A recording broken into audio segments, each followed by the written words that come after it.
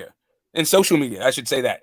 A bunch of people who talk shit in social media are saying that it's gonna has Tank ever said a fight's gonna happen and it I actually feel happened? like you're just looking for an excuse not to No, want I'm this trying fight to or figure out. No, not for I'm this fight literally not to trying to happen. figure out. Like, really, like I think that you guys are fascinating fucking subjects. Like, I'm trying to figure out in your mind why in the hell you are believing this Bro, bullshit. because I guess we're just that's being the thing. optimistic, Smoke, but still, I just want to see these Okay, fights. great, awesome, optimism. That I can understand. I can Yeah, appreciate the optimism. I know the world of boxing has completely killed your heart and your childish mind. No, it Yeah. hasn't killed my heart. It has. I'm just not in fool. Like I understand what the hell is going on, but for some reason you guys are like, is it hope springs eternal? Like I don't understand how you cherry pick to be so. I don't. Whatever. It is what it is. I could be wrong. I I'm mean, pleasantly my surprised I nigga am. YB is saying they are going to make the fight. At Oh wait, some he talking point. about Spence. He talking about Spence and Crawford. Never mind. Well, no, it's YB saying Spence and Bud because I said Yeah. they said that was a done deal. Right? Like so many times, like, oh, we agreed to everything. We're just working out. We're scrubbing the legal, right? Yeah. What?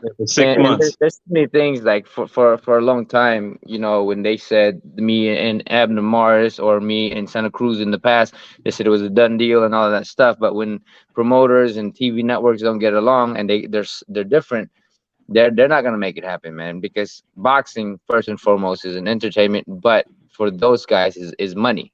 That's all they think about is business, and that's why a lot of the fights don't happen is because of these guys behind it. Not that's why I don't believe.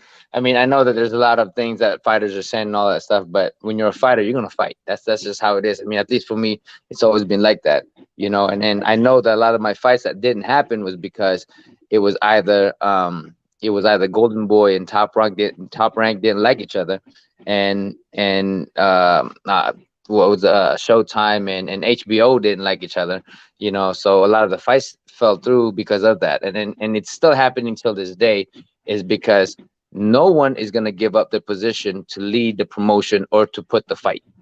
And just look at this. Like, let's just pretend, right, that it's going to be on DAZN. Do you know how pissed off Steven Espinosa is going to be? And you think that you're gonna, if let's pretend you lose, and now you're back on Showtime. You think Steven Espinosa is gonna be happy with you? Like, you just took money out of his pocket that he could have been making because you're supposed to be signed with the promotional company that has a contract with them. So there's all these people that have an interest in the fight when there's two fighters from two different promotional companies and two different TV networks. That it starts to get really, really nasty. And I'm not saying it can't happen, but it takes someone to say, okay, I'll take a knee, and I know Steven's gonna be pissed with me, but I'll take it this time because I'm betting on my guy. I don't know a lot of promoters that like to do that position.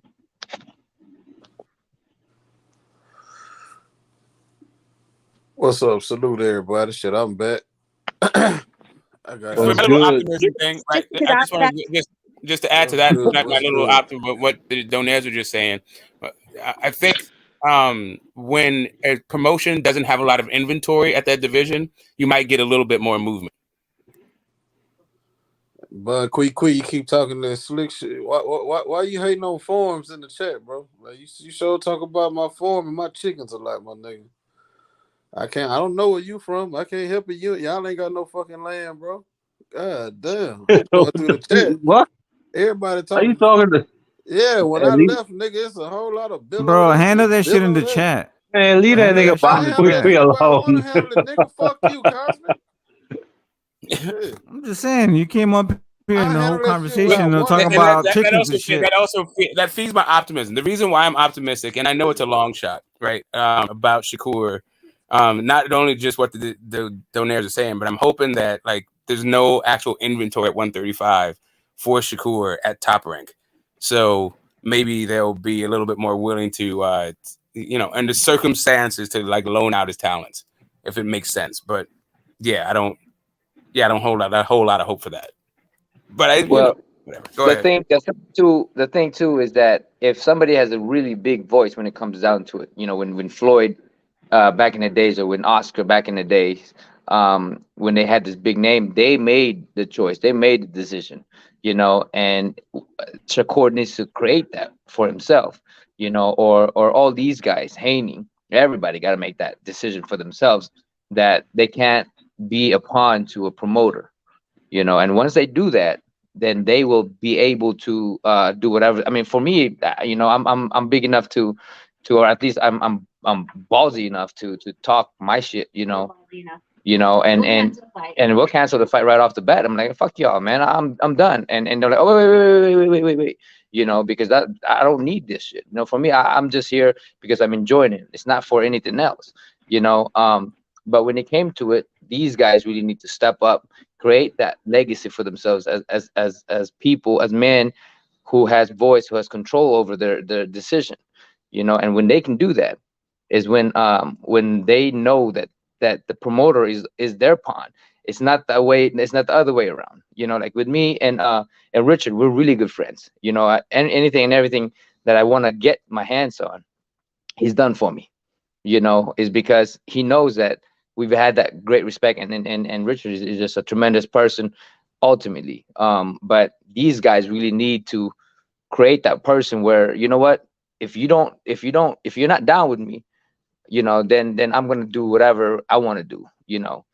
And they're scared of that because they're, especially if you're the money maker, you know, if you're the cash cow, you know, they're gonna do whatever you want them to do, you know. But you have to say, you have to have the balls for it. You can't be fearful of it. You know, these guys are stroking your balls and stroking you and saying all this shit, you know, but because they want you to make them, they want to make you feel good, to make them feel like, oh, they're doing it for me, instead of like, you know what, this is my choice, this is my ring, this is my career. You're gonna do whatever I need you to do.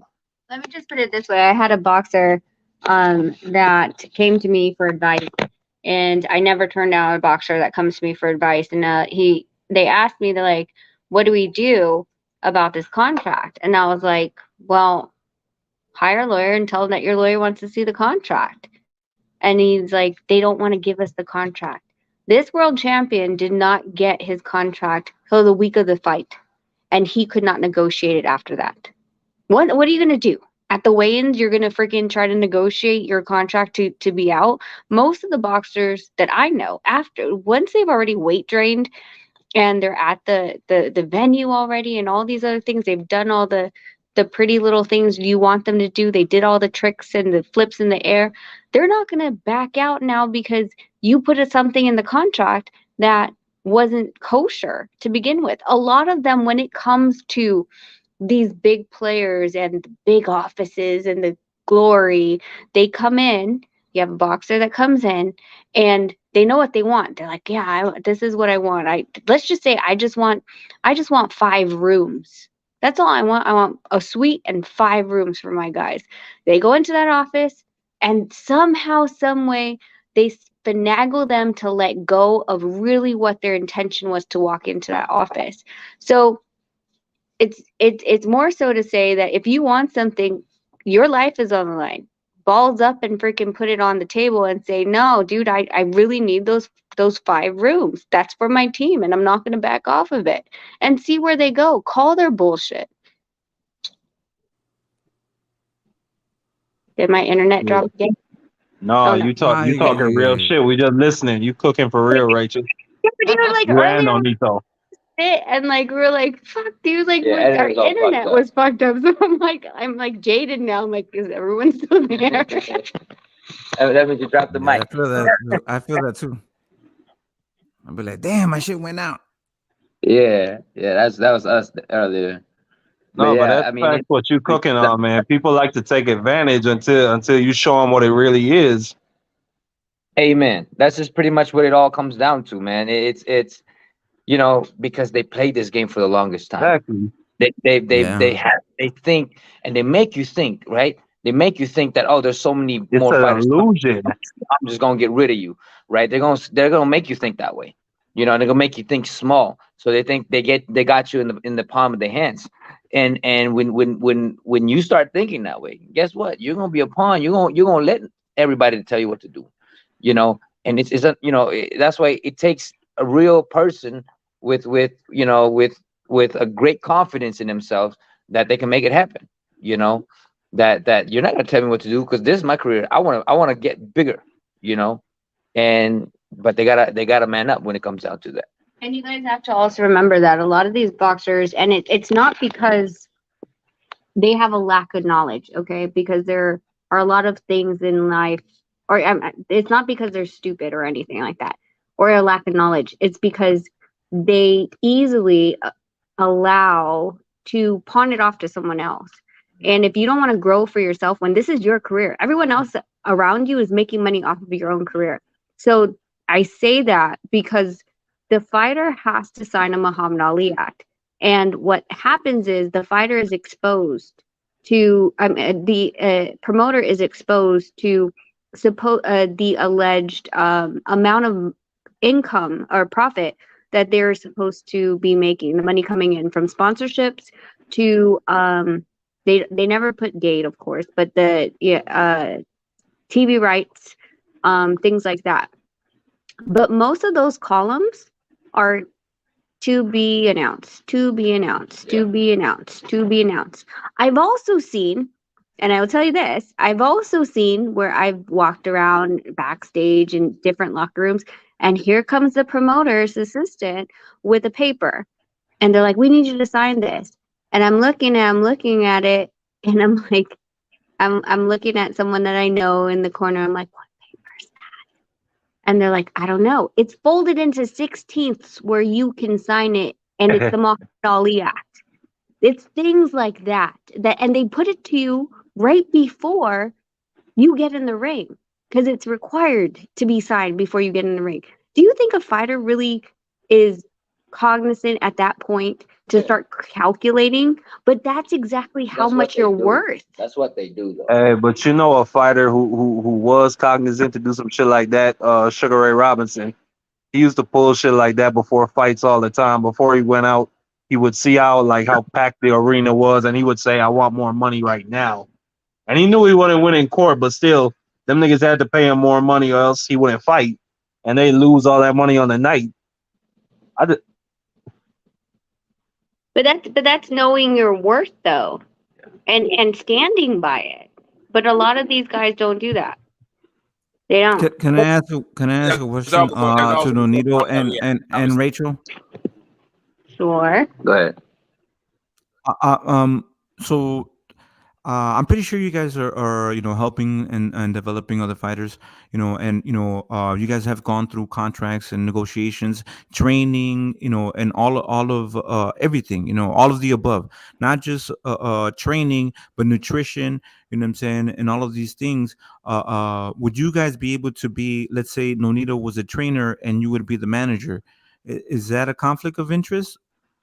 No, you even have trainer and managers all in one. Yeah, no, you can do that. The only thing that's different that you can't be is a promoter and a manager at the same time. Okay. Oh, yeah. But I think you guys definitely shaping these young fighters, knowing their worth, being able to teach them what you've gone in your extensive career, and reading through these contracts and knowing bullshit. I think you guys, as a power couple, and the contributions that you guys can contribute to boxing is amazing. That's you know what I'm saying, all of the knowledge, from food, exercise, contracts, championships, being in the corner, like that's amazing to me. No, I appreciate that, man. And I'm always a big believer when it comes down to giving. You got to give to receive. I've always felt that way. I've always given to people who needed my help. And at the same time, I wouldn't be here if anybody was, like say with my brother Andre Ward. Without him, I wouldn't be the person that you see now, or that you've seen the fight, because I would have quit a long time ago. And he was giving to me. He brought me to the gym. He'll put a couple $200 or $20 in my thing to go back and forth in a bus. Without him, I wouldn't be a world champion. So that's what I'm saying. It's like, it's always good for me. I always felt that when I give to people, with my heart and what I feel, I've always been giving back, and then I think that it's that's why me and my wife are always open to helping people, is because it's important in my in how I see life to for things to happen for me and my kids.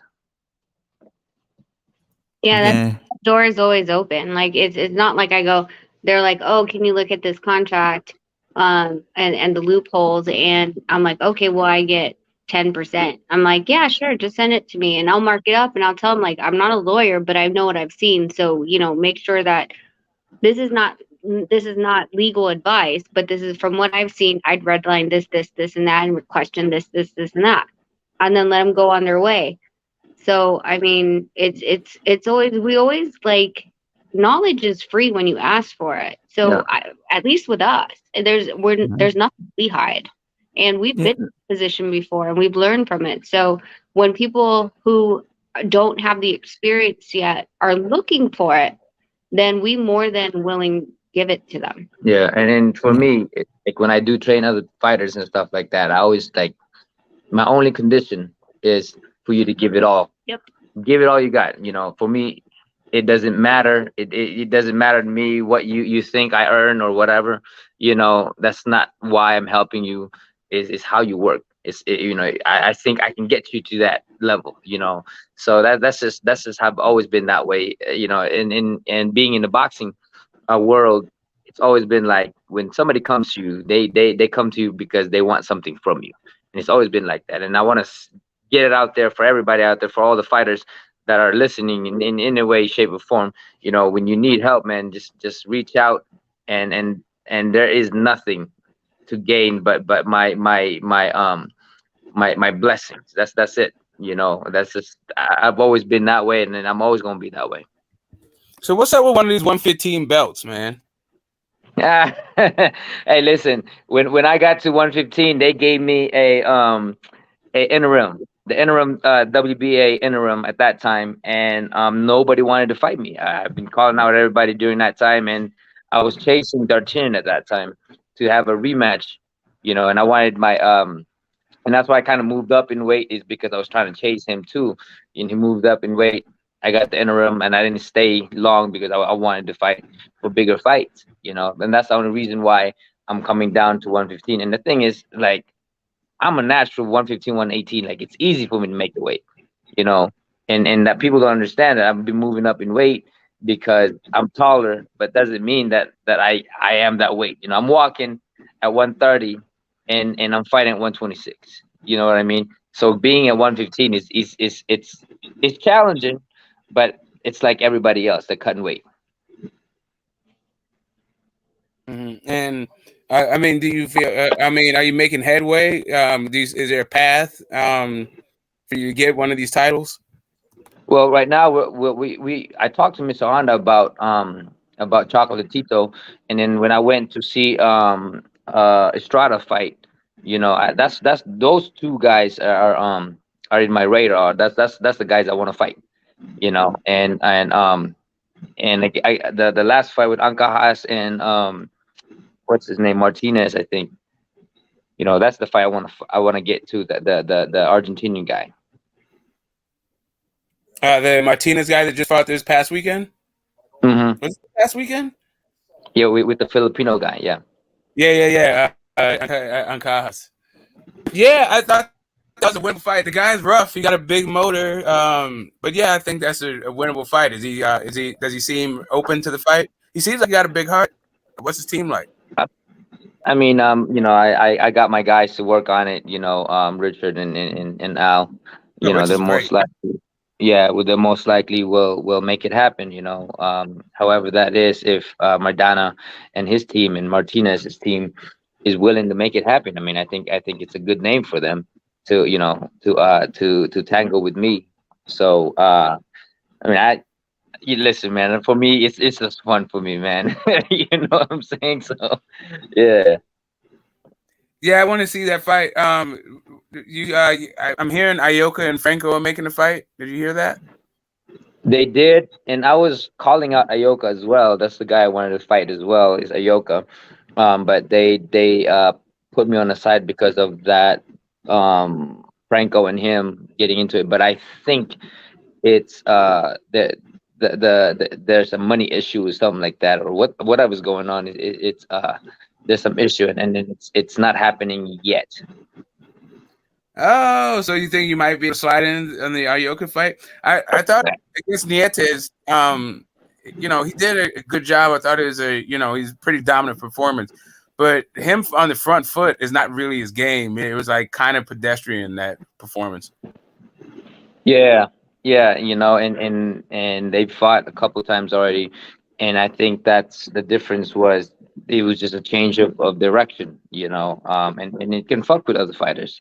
You gotta be really open to fighting any type of way. Yeah, I would. Man, I would love to see you against Martinez or Ayoka. I mean, if I like Martinez is that seems like a pretty rough fight. That guy is headbutting. He's throwing a I million. love rough fights, man. I love rough fights. Yeah. I see it. And he's got a big motor. Ayoka throws a ton of shots. His weight a lot more technical. Yeah, but both fights to me it would be real good fights. Yeah, but I think the Martinez fight is going to be a fun fight. I think that it's going to be a very exciting and entertaining fight.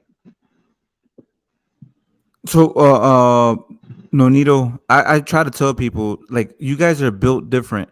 You guys like the fucking war, chaos, and the the madness. You know what I'm saying? Some people say you guys like getting punched in the face, but it's just like your demeanor. You know what I'm saying? It's like, does that make sense? I think to sum it all up, I think we have the little man syndrome, where we got to fight and we got to show up every single time. That's pretty much what it is. Yeah. But you like that chaos. You like competing. You like fucking, fighting. You know what I'm saying? That's the thing.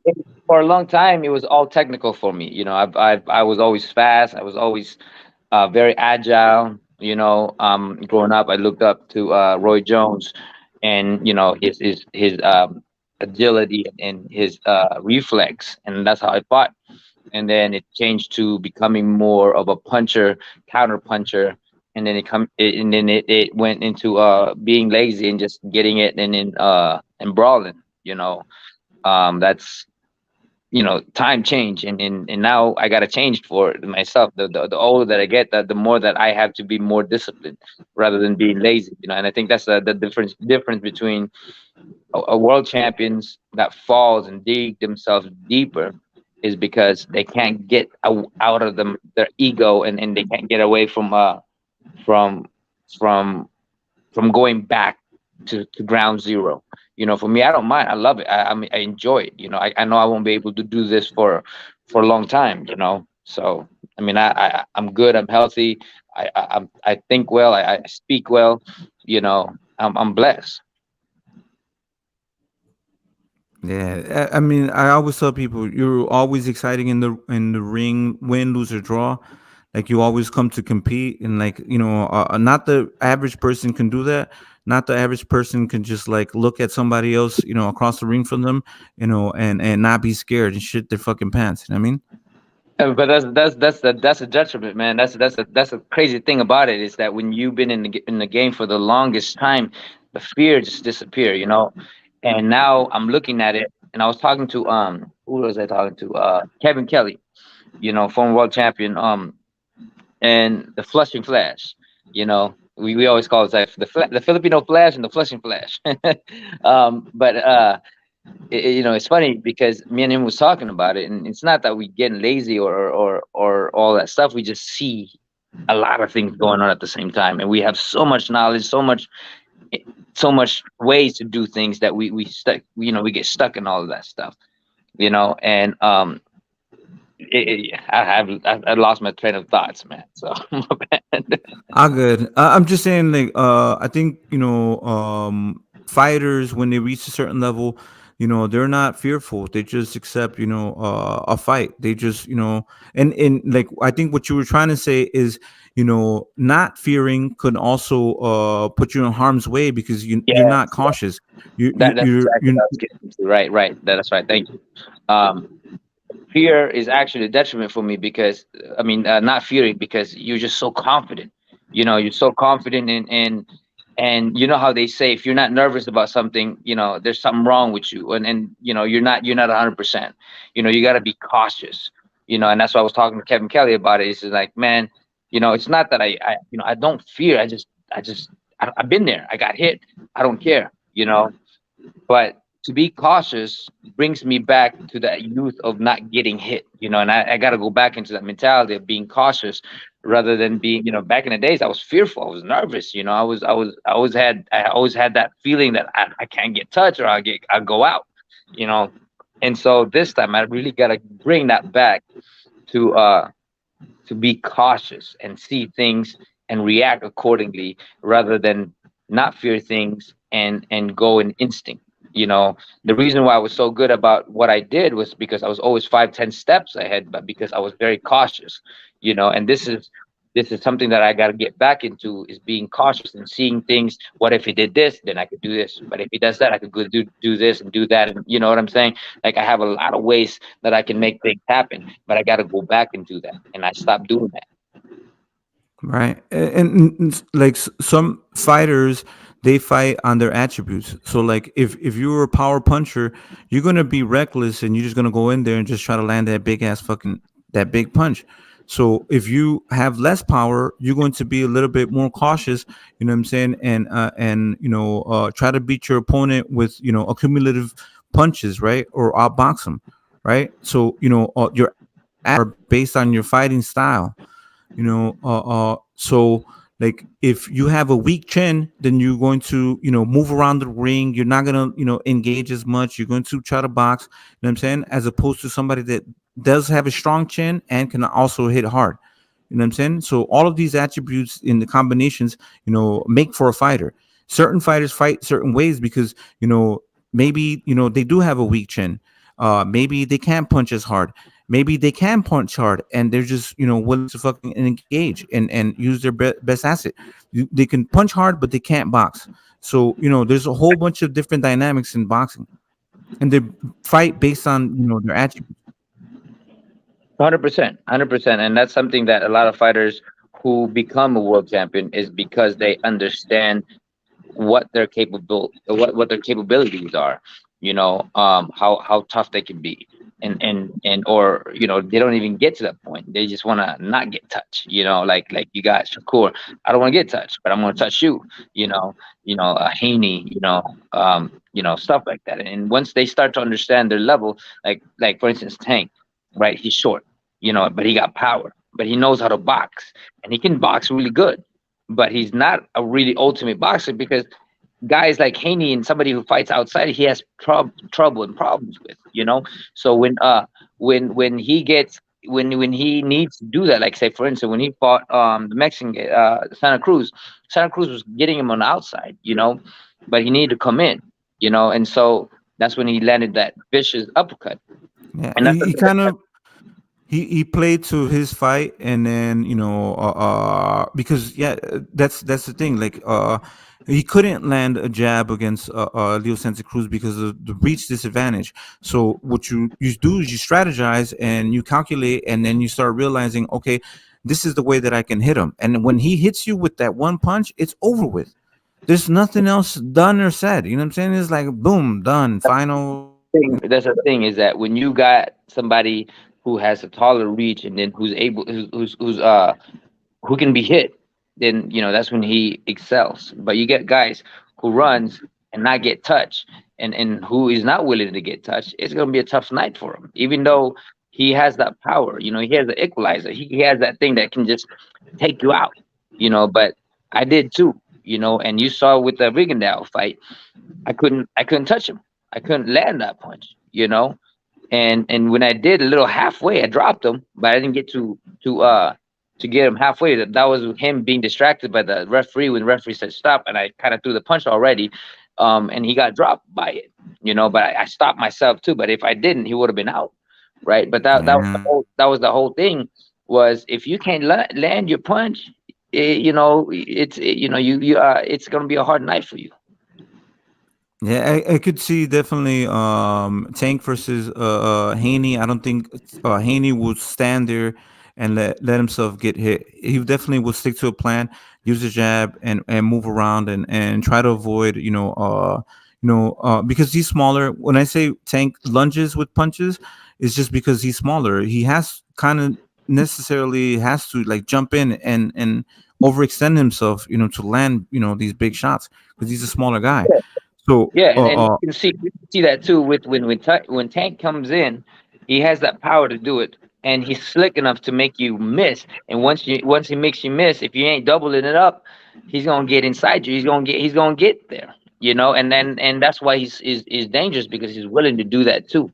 But he has to yeah. really dig deep to get that kind of fight from everybody because he really got to make it happen, especially you fighting somebody who's boxing. Hey, Donaires, do you guys have a pick for the Shields Marshall fight? For me, Clarissa Shields, Vanisha yeah, Marshall. yeah. For me, I've always been a big fan of Clarissa. I think she's a tremendous fighter. I haven't really seen too much of the other girl. Perhaps Rachel I probably did. She loves watching all that stuff, and I'm a huge fan of it. Like when it comes down to it, and YB can tell you this. You guys are much more knowledgeable when it comes down to boxing, when it comes down to fights, to fighters, than me. So, Yeah, you gotta be out there working on your craft. Hall of Fame. Yeah, exactly. Just I go there. Is that when I go into fights, it's crazy, and YB can tell you all that stuff, But it's funny to me because you guys definitely know more than me when it comes down to other fighters and fights, which is why I give you guys so much respect, man, and I appreciate that. Yeah, but you also have us sitting on the couch, fucking, typing away while you're out there training. Of course, you don't have time to look at, every single fight, right? You know what I'm saying? While, Well, I'm a physical guy, we have I all the time. love the physical part, man, and I think this. Yeah, I also have seen way more Clarissa than I've seen of Savannah Marshall. Yeah, that's that's exactly what I'm saying, and she can be really tricky too, but yeah, I haven't really seen the other girl too much.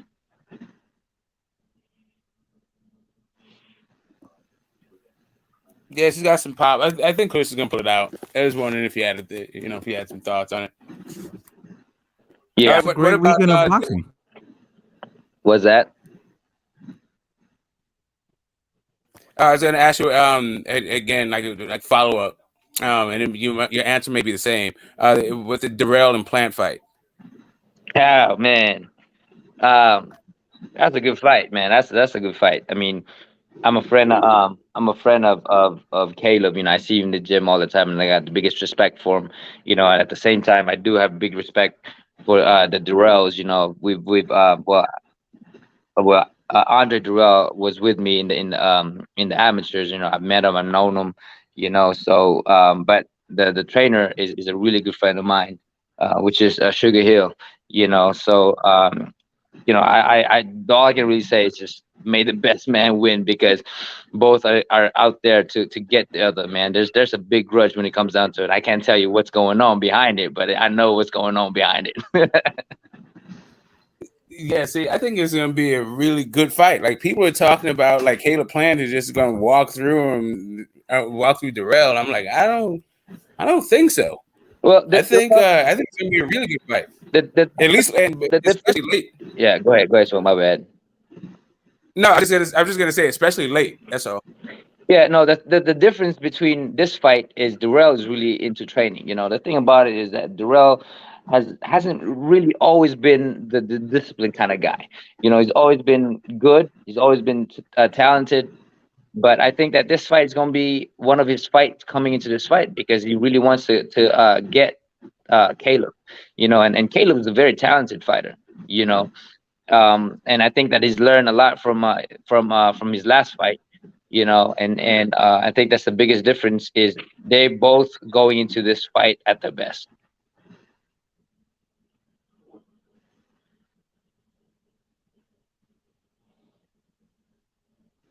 Yeah. I think that's like I think that is the hidden gem of this whole thing. One other question: do you do you think which one do you think is a bigger chance of upset? Kambosos or Hellenius? I mean, jeez, I think the way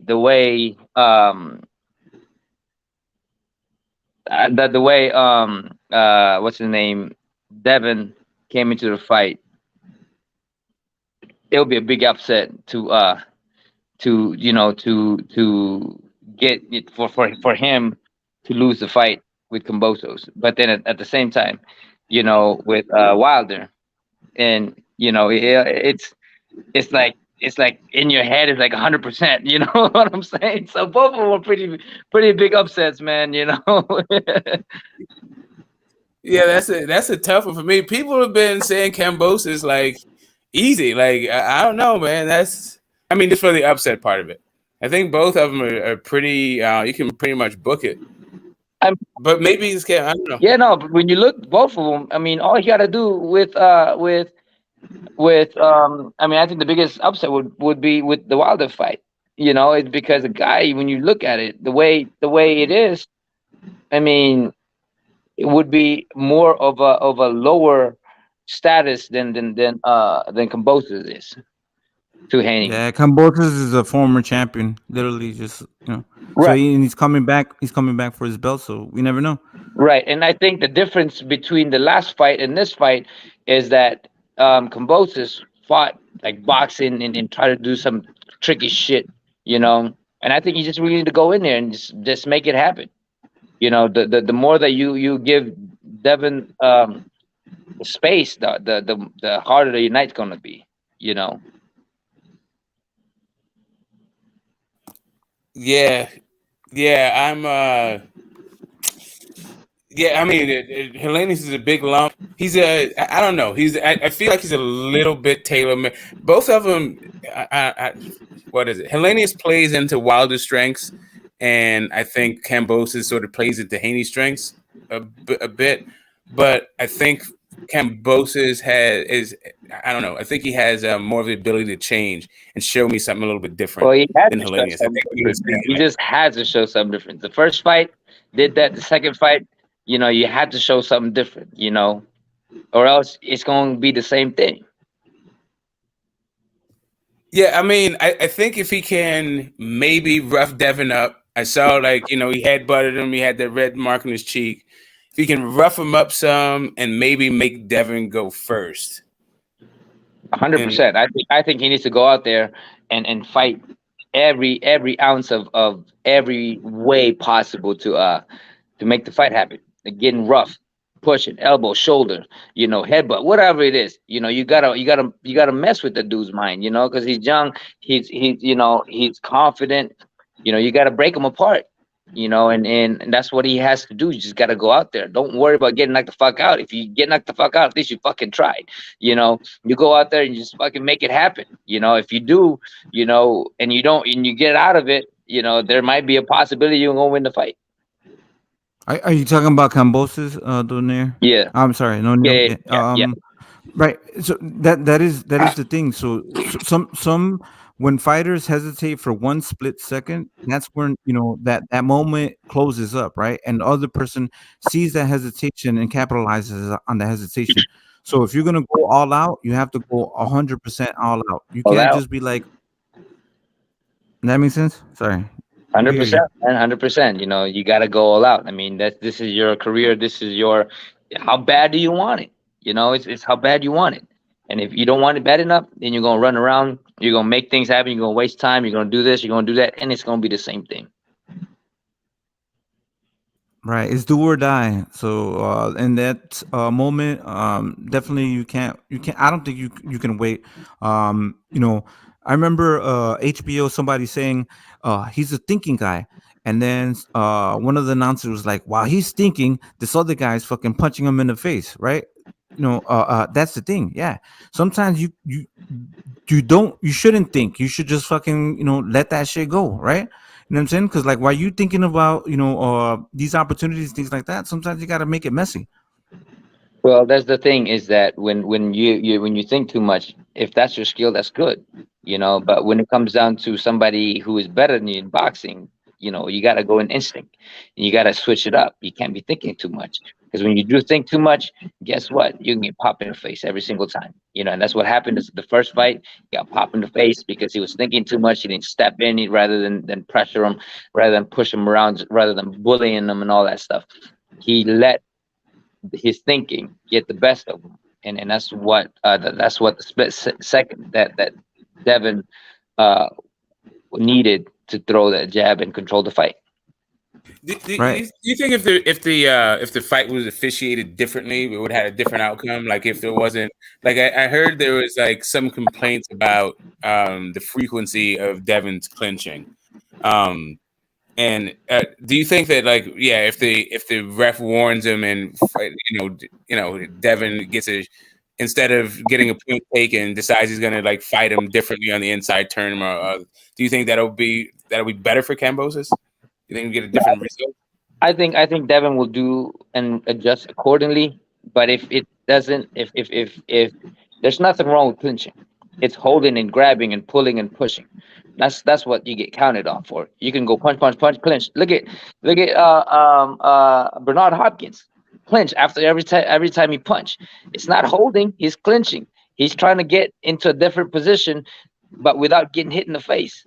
That's being smart, And people don't understand what if you're not a fighter and you don't know the old school way of fighting, you don't know what clinching is all about. You don't know, who was good at it was clinching and pushing and pulling without the foul was James Toney. He was fucking amazing when it comes down to that. He'll pull here and there, he'll grab here and there, but it was not to make you to give him warning. There's a lot of technique that's been lost in the game for a long time, like clinching. That's something that I've been incorporating for a long time. It's just my mind hasn't been put in a place to clinch and use angles and all of that stuff and shifting. It's because I never really clinch and hold and all that stuff because I've always fought. But the more the older that I get, the more that I started to decide that this is good for me, and that's why Hopkins was such a force. Is because he was able to do it crafty. right. He was crafty. He was crafty. People aren't crafty anymore, and that's clinching and all that craftiness has been lost in throughout the years. Shalom, no need to Daenerys. This is Benjamin Israel. I got two questions for you. It's not concerning Devin Haney, it's concerning you as a fighter, and I want to give you all the praise and glory right now. But I got two questions, and the first question: how do you feel right now as a fighter? How do you feel? I feel great, man. I feel blessed. I'm amazing. As you can see, we're having a great conversation. My mind is good. My health is good. I'm blessed, man. I'm truly, truly blessed. And this is why I want to keep fighting because, I can keep going. I love what I do. And the second question I got for you, Mr. Donnell, is when you mentioned Bernard Hopkins. Bernard Hopkins retired, beyond your age limit right now.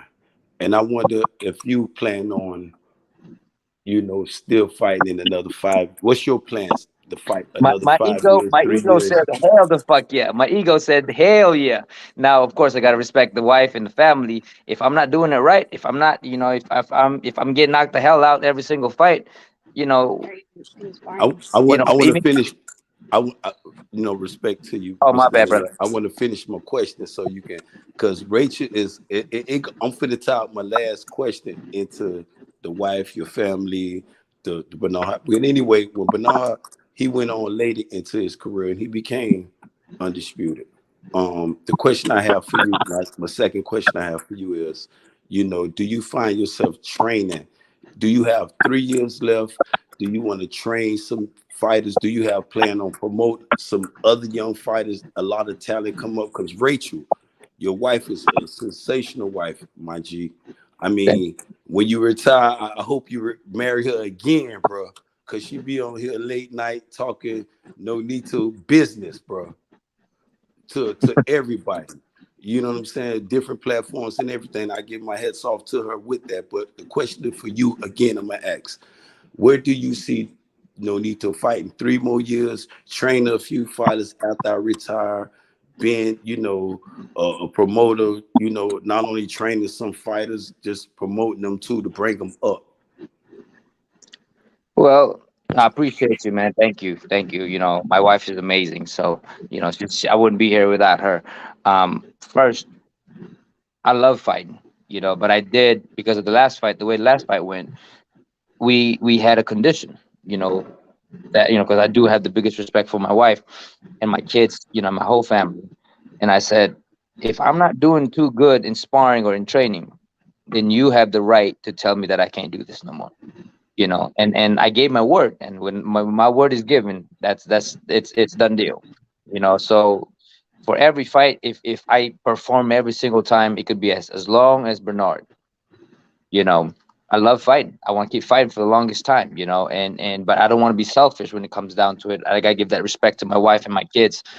And when it comes down to it too, I love training people.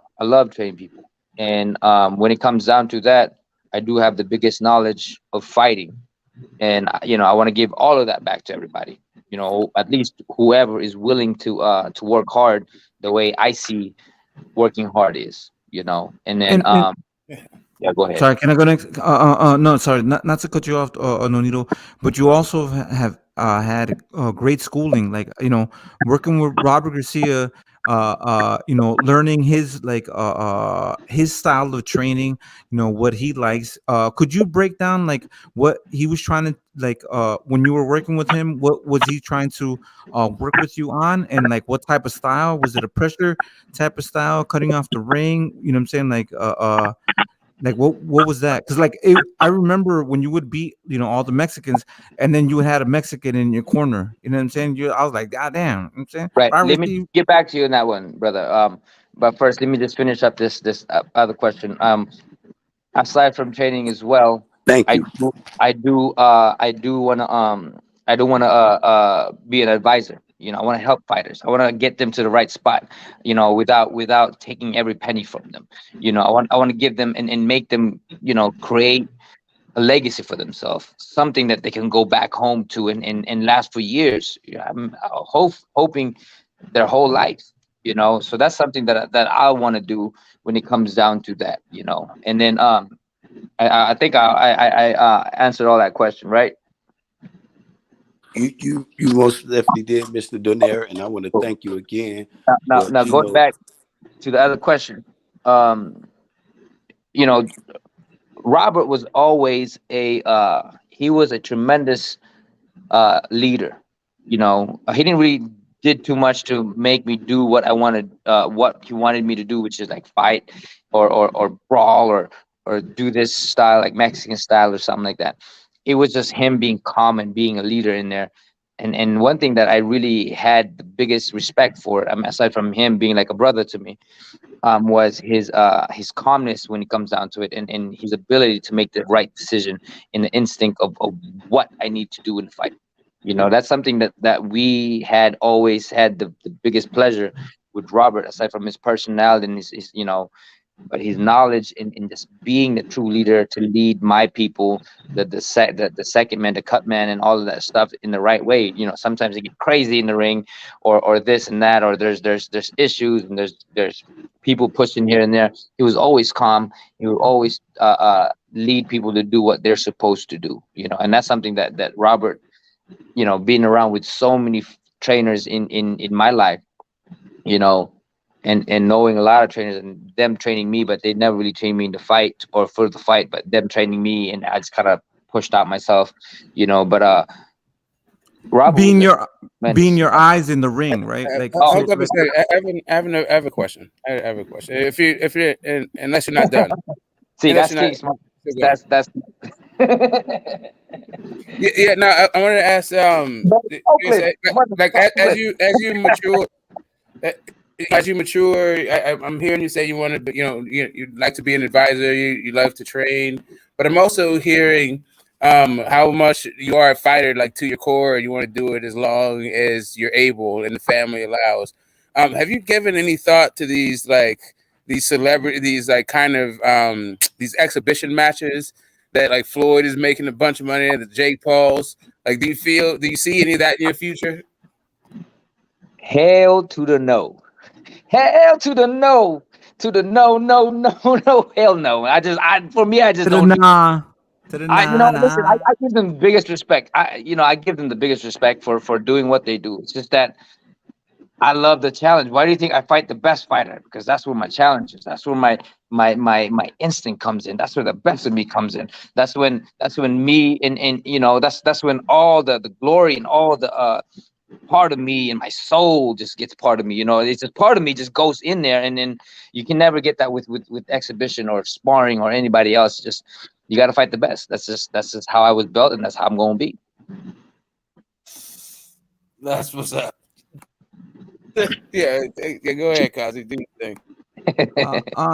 No, that's the thing with like Robert, right? When you have somebody that's actually been in the ring that can tell you, like, okay, like those are the instructions that you need to hear, right? So if you need like another guy's eyes, your corner, if they tell you he's hitting you with this left hook, maybe you didn't see what you were getting hit with, but they're affirming. Sometimes fighters will be like, "What was I getting hit with?" They don't even realize what they were getting hit with. They were just getting hit. You know what I'm Okay. saying? And then No, 100%, man. That let me go back into the last fight. We had the best fucking plan. We were boxing everybody to the heads off, and then all of a sudden I get caught with a punch that I didn't see. And my wife is telling me, my coach is telling me, go back to what you're supposed to do. You ain't supposed to be coming in. Well, throw your jab. Why ain't you throwing your jab? That was the biggest plan, was to throw your jab and box and lateral movement. What are you doing? Next thing you know, I didn't even hear any fucking thing they told me. You were looking at the TV? I was looking at the fucking TV. I was like, how the fuck did I get hit? Because like they told me, like when I got hit, I said, and that was a slip, ref. That was a slip, right? And then I looked at her. And, if you look at the fight, me putting my hands up real fast because she told me, put your hands up. Because I'm like, wait, I got dropped. And when I came into the corner, all I said was like, how the fuck did that happen? And all I did was just look at the fucking replay. That was it. I didn't hear nobody. And all I wanted to do was like, fuck it. You know what? If you're gonna fucking get me, I'm gonna fucking get you first. If you get me first, that's cool. But I'm gonna try to get you. I'm trying to go out there. And that's what happened. It was the biggest mistake for me. But it was something that was ingrained in me. It's either you kill me, I kill you. No need to. I'm loving that instinct that you possess. It's been Israel again. But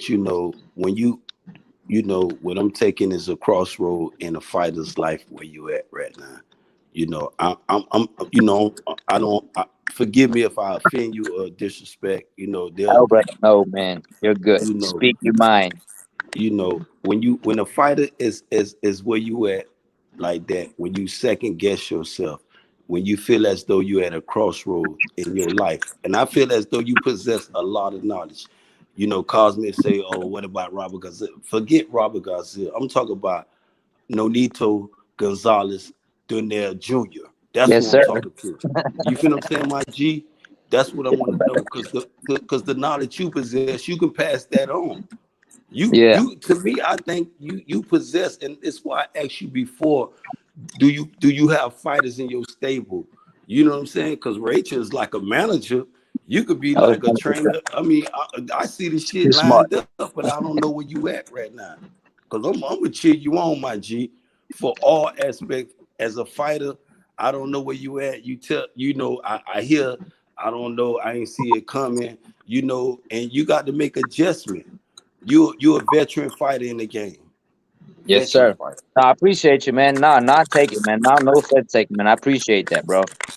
Can I respond to that real quick? But that's the thing, right? So the only reason why I mentioned Robert Garcia, because as a trainer, because like for me, Nonito is a complete fighter, right? But the dynamic that Robert brings is the experience of him being in the ring and working with other fighters, right? So he's giving you the information that you need. And now if you're saying that Nonito is going to become a trainer, he can learn from what Robert did, how he treated him, you know what I'm saying? Because everything is about experience and what you learn from other people. You know what I'm saying? So if you're learning from the right people, you're going to learn, you know what I'm saying, your own ways of doing things. You know what I'm saying? So all of these guys are beneficial. The tutelage, the knowledge, the information, the schoolage. You know what I'm saying? No, yeah, 100% all of that stuff. But it always truly comes down to the fighter. There's so many times that you see, and that's why I truly appreciate King Smoke for that too as well. Because fighters have too much of an ego that they get there and they don't know when to stop. And I'm blessed that I have an amazing person behind me. My wife who gives me chance constantly. Like when we walked into after that fight, we had the biggest talk, and she was like, I don't care if you lose, I care about your health. And I said, okay. And at that time I thought I was gone, I was done, but then I'm like, give me one more chance. Listen, if I don't show up in training, if I don't show up in sparring, and I'm getting beat up by these guys that shouldn't be beating me up, then I'm done. No question asked, is because I do love what I do. I love boxing. If I can be 100 years old, fucking up this young kids, I'll fuck them all up, But that's my joy in it. It's something that drives me, something that gives me a purpose.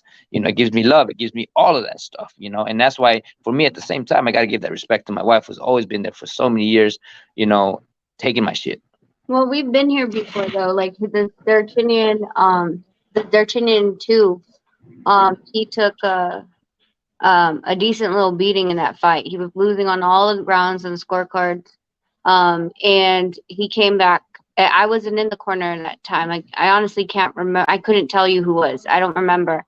But I was in the stands and not in the stands, in the front row. And at one point, I believe it was the A, he looked at me. His corner was doing their thing, looked at me, and I told him, I go, you're losing this fucking fight. And then the next round he went out and knocked him out, right? Get to the locker room, all high fives. Oh shit, I could take a punch, man. And everybody's going with the stupid fucking narrative. I could take a punch.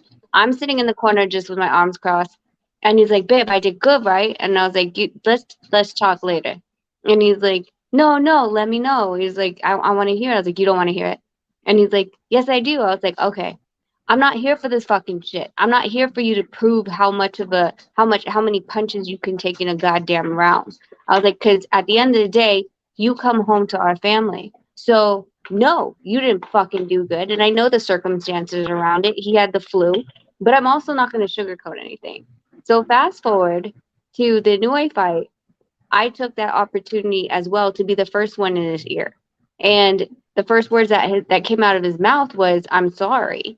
And I told him, you don't have anything to be sorry for. We trained, we did what we were supposed to do. But I will tell you this, that I'm not here for this. We can't keep doing fights like this. I don't want to see this. And so, again, he made that decision to step away for a little bit, but that lasted maybe 12 hours. And then, but the thing is that I'm not here like sugarcoating and kissing your ass. Like the thing is, after the fight, after the lights turn off in the arena, the boys have to deal with seeing their father with cuts or bruises, all over his face, and they're upset that he has marks on him. We have to take care of that. And so if I have to deal with the aftermath, I'm going to tell you exactly what happened in that ring and how I feel about it. I'm not going to kiss your ass. And you know what? Shalom to Rachel Donnell, the queen of boxing. And you know what, though, Rachel, you the wife of a gladiator. I want this being Israel, and I want to take my hats off to you right now, Queen, because you the wife of a gladiator. And I done seen a lot of fighters. Your husband has never shown Benjamin Israel. Now time he quit. And he's sitting on this platform right now telling you he's ready to go in there with whoever, whatever tomorrow. When I look at fighters like that, I look at him in the different eyes and respect. He gonna always be, you know what I'm saying, that warrior in my eyes. Hall of Fame status, regardless if he do or don't, in my eyes. because he willing to go in there. That's It facts. gonna That's hurt you. facts. No need. It gonna hurt you, Rachel, Yeah, when that's he first come battle. home. Easy. When That's when he first come battle. home. Easy. Hold on, give me a minute Yeah. though. Give me a minute though. Give me a minute. I'm gonna let y'all go. It gonna hurt you, Rachel, when he come home with those scars, those bruises, those I ain't see the punches. But this what he signed up for, though, Queen. You know what I'm saying? This what, as me as a boxing fan, and this what it may sound cruel right now. This what I'm happy for when I see fighters like Nonito Gonzalez. You know what I'm saying? Daenerys Jr. When I see fighters like him, your husband, I want you to know you can be proud of, regardless of whatever he is. Boom, okay, he's still that gladiator. Cause I've seen a lot of 2, 3, 4 division champions. I'm talking about quit in the ring, losing my motherfucking money, Rachel. You feel what I'm saying? Lose them with a black eye, making up excuses. I don't see that in your husband. I don't. That's your husband. I know you, the kids, you know, shout out to the beautiful family. But when you land in that big house, Rachel, that no need to. Junior had to sacrifice for y'all. I want you to remember that. And be there to put witch haze on them scars and bruises. Now, kiss them. And do the, you know, if he want to do that, no need to. I'm here for you, my G. I'm gonna support you. But I want you, you know, it's a time when you got to look to passing that knowledge you got down to these young fighters, though, my G. If you don't see none that you got, start picking some up right now. Because this is a game, and you see how successful you became in this sport, and you can pass all that knowledge down. You see the good and the bad in it. The neglect, how these promoters do fighters, how that you had to come home and explain shit to Rachel that, oh, it's gonna be all right, and that you know some shit that some of these other people that don't even know about that y'all discuss. The crude in the sport that you can teach these other young fighters not to get caught up in. But I want to Yeah. thank you again, Rachel. I want to thank you again, Nonito, for having your truly Benjamin Israel. You know, hats off to you. And like I said, Nonito, man, pass it down, bro. I ain't hearing about Robert Gonzalez and the rest of them. I want to hear about Nonito got this gladiator. Oh shit, oh fuck. You know, that part. You know, because it's how long you gonna do this here. Rachel's already saying, you at a crossroad. You got, I mean, some young fighters that's looking for what you possess. But thank you again. I ain't gonna be too long because, you know, I'll be here forever. Thank you again. I'm out of here. No, we appreciate you. I appreciate you, brother. Thank you for your kind words, man, and all the support, man. I appreciate that, you know, and just seeing it. I mean, this is why I love boxing, because I love to show what I got as a fighter, and you know, people like you appreciate it. Everybody who appreciate that, you know.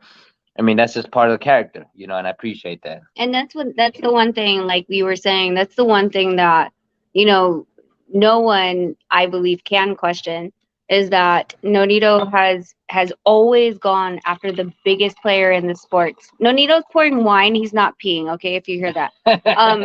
So Hey, turn up. so you know, so that's one of those things that, like we've talked about on this channel so many times, is legacy over money. Nonito will literally fight for 20 grand, but I have fought so much to make sure that he gets what he deserves and more. But one of the things is nobody gives a shit Don't how tell that much. to the promoters. Don't though. Yeah, disclaimer, do not tell to promoters. But at the end of the day, in 20 to 30 years, you know, when we're looking back at these things, no one's going to give a shit how much he made. What they're going to ask is, who did he fight? And it was champion after champion. He went after the biggest dogs and he didn't duck anyone.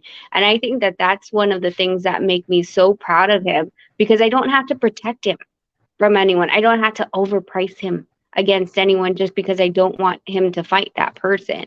He literally has brought the heat to every single person, and that's why even right now with the last fight, and we're like, oh well, you know, with that kind of looking, possibly we'll get a, you know, people should be jumping on the bandwagon right now, but no, 115 is evading us. And I'm like, what the fuck? Did anyone watch the last fight? You all should be like jumping on this, because then who would want to say, like, if it was me in the 115, I would look at Nonito and be like, okay, I knew I did that to him. I'm gonna get a legend on my resume. I'm gonna go and beat him just like they did to Pacquiao when they were trying to take him out too. But no one's jumping. And I'm just like, holy shit. Nobody wants to fight. I'm like, what do I do now? Because every fight that I fight it's always gonna be Too a tough much fight. risk. Too You're much too risk. much risk. But yeah, I appreciate you, King Smoke, man. I appreciate Yes. that, bro. No, Yeah, I no, appreciate Nonito's you. gonna. I appreciate you as a fighter, gonna though, bro. Because it's more you putting your life on the line for my entertainment. And I, like I Always, told man. you Always. know, I've accepted the role. and like I said, I commend you. I see your move in life. You never quit as a warrior. You never, some people when they see me don't no need to this is because I get at fighters who quit. You telling them right now, you showing up. You what free smoke is about, no need to. I'm telling you. Yes, Rachel, sir. your wife is free smoke. She be on Pounders late night with it. All I mean, day. that's what it Set. is, though. But man, I thank you again as a fight fan. I'm a Thank fight fan first. I got favorite fighters. Errol Spence, my favorite active fighter, followed by Devin Haney. You know what I'm saying? And then I'm moved by you because you showing gladiator instance. I'm looking at your tapes over the few weeks, and you know what I'm saying. And I caught you now, and I'm like, man, I got to tell him thank you as a I fight appreciate you, as a brother. fighter. Personally, I got to tell you thank you because you never quit. Get whooped, winning and losing. Because some people take their losses as a sucker and don't know how to take it. You take yours like you take your victories, my G. That's right, man. That's the thing too. I'm writing this book too. Is about, people think the loser is something that that only for those that loses. Everybody lost. Either lost somebody, either lost a loved one, either lost a business, whatever. Everybody loses, and in all those times that we lose, we should know that how it feels like. But people like to forget. And when they forget, they go back to ground zero and they feel all the pain. When you lose, you just move on. You're like, okay, time can't be brought back. And I'm just gonna be grateful. I got my life, my health, and I'm gonna move on and get better. Or move on and do what's best for for my family or whatever it may be.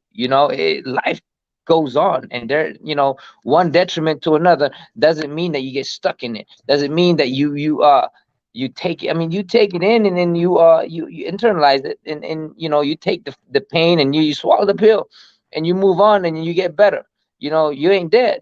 And that's how I've always look at life. Is because when I was growing up, I ain't got nothing, man. And now I have great family. I got 2 kids who works hard. I got an amazing wife. I got lots of friends. I got people that support me. I mean, life is amazing, and this is how I've always look at life that way. And that's why no matter how hard life can get, I'm still alive to make it better. Wow. Last question. I'm on mute. What if your son want to fight? No need to. Would you support him? What was that? If Jay or Lo wants to fight. Oh, man, if my kids want to do it, man, I ain't never gonna force them to do it because I know how hard it is, and if they want to do it, I'm going to be there 100%. I'm going to be there to work with somebody that trains with them that they listen to, because they don't listen to me for jack shit, but, Oh, thanks. but I'm going to be there 100% to provide for them, to help them, to support them in every way, shape, form, and I'm gonna say it straight out. If they ain't good enough, I'm like, bro, you ain't good, bro. Or if you're good, I'm like, hey, you're good at it. I mean, I'm always gonna be real with them, but I'm always gonna give them the choice. Yeah, we don't push them into anything really. I go with them in stand up game and taekwondo, and then Nonito does boxing. They both take jujitsu, and then our 9-year-old's a freaking DJ now. I don't even know where that came from. My other son's a drummer. So like we allow them we want them to be active. That's a mandatory in this house. I don't care if you go run on the treadmill, but you're not going to sit here and play PlayStation for 8 hours a day. So, but whatever you do, you have to be active. So whatever they choose to be in, and even if it is jujitsu, then we'll support them, in whatever they want to do. It's just that I feel like there's there's almost like an expectation that I feel is a little bit not fair to sons of world champions or legends, right? One of the times when Jay was 4, he went into a competition, and it was at 4 or 5. And it was and it was just a local Las Vegas competition, and he was the first one to fight, and there was news cameras. And Jarrell was like, "Mama, why is there cameras on me?" And they're like, of course you can hear them talking. They're like, "No need, no donaire, son." There was an undue pressure on a 4-year-old who just wanted to, to spar, I guess, right? And didn't think that this was going to be such a big thing. But then he started realizing that he wasn't just going to be able to just have fun. And I think that did take away some of the fun out of competing for him. So like I said, for us, be active. We'll support you in anything you do, because we don't want him to have to, I guess, quote unquote, live up to a shadow at any point. And we want him to make his own path and his own decisions.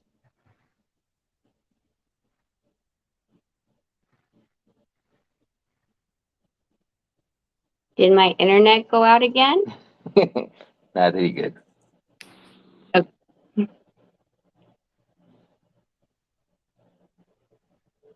No, maybe my internet went out. Nah, your internet clear. I guess they don't have no question No. for you. No, You got there is everybody on just- these fights. It's kind of heating up. It's been like kind of a dry 2 weeks. It was good seeing the 115s. I'm glad to see you guys back into it. I hope you get one of these fights, man. Dude, that would be dope. I mean, again, I love good fights. That's just it, And then I just there's a thing for me now that I gotta show up every single training camp. I can't be lazy about it anymore, or else I'm done. So, I gotta put on work. Yeah, that Martinez guy is gonna bring the fight to you if he finds it. If Bring all it of a on. sudden, I love that. Go ahead. No, you said bring it on. You love that. I mean, you don't have to find him. That's the thing too, is that when they start to feel the power is when they start running or they start boxing, and it's just the thing that I gotta kind of learn how to do because I like it when people come to me, because they it's easier for me to land a big punch, right? And I've always relied on that, and that's something that I've always gotta learn to adjust. Someone in the chat said, Nonito versus Martinez 90-10 split. Oh, Bonquiqui did. Salute to the panel. Salute to Ace Money. I appreciate y'all, man. Lonito Donaire and your queen. Salute. Ben Israel. All you good people. What's good? Deacon 305, Carol City OG in the building. In the building. What's good, fam? Great conversation I'm listening to here. We got a legend in here, man. I love the fact that this brother comes through and shares some of his time, his wisdom. I love it. I love it.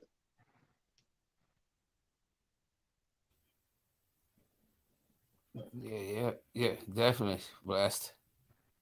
Yes, sir. You think no, sorry, D, do you have a question? No, I just want to appreciate you guys, man. I love the conversation here. Ben Israel, man, appreciate you, brother, and everybody out here, man. Just it's fun, it's great, and I'm also learning from everybody else's thing. Like I said, everybody knows more about fighting and boxers more than me. When it comes down to it. And all Cut it your out. Jason, you guys have knowledge when it comes down to that. And Yeah. let me say, listen, like I think there was a couple nights ago that we were all that. I mean, there's been plenty of nights, but literally, like Noni was like, "I'm going to bed.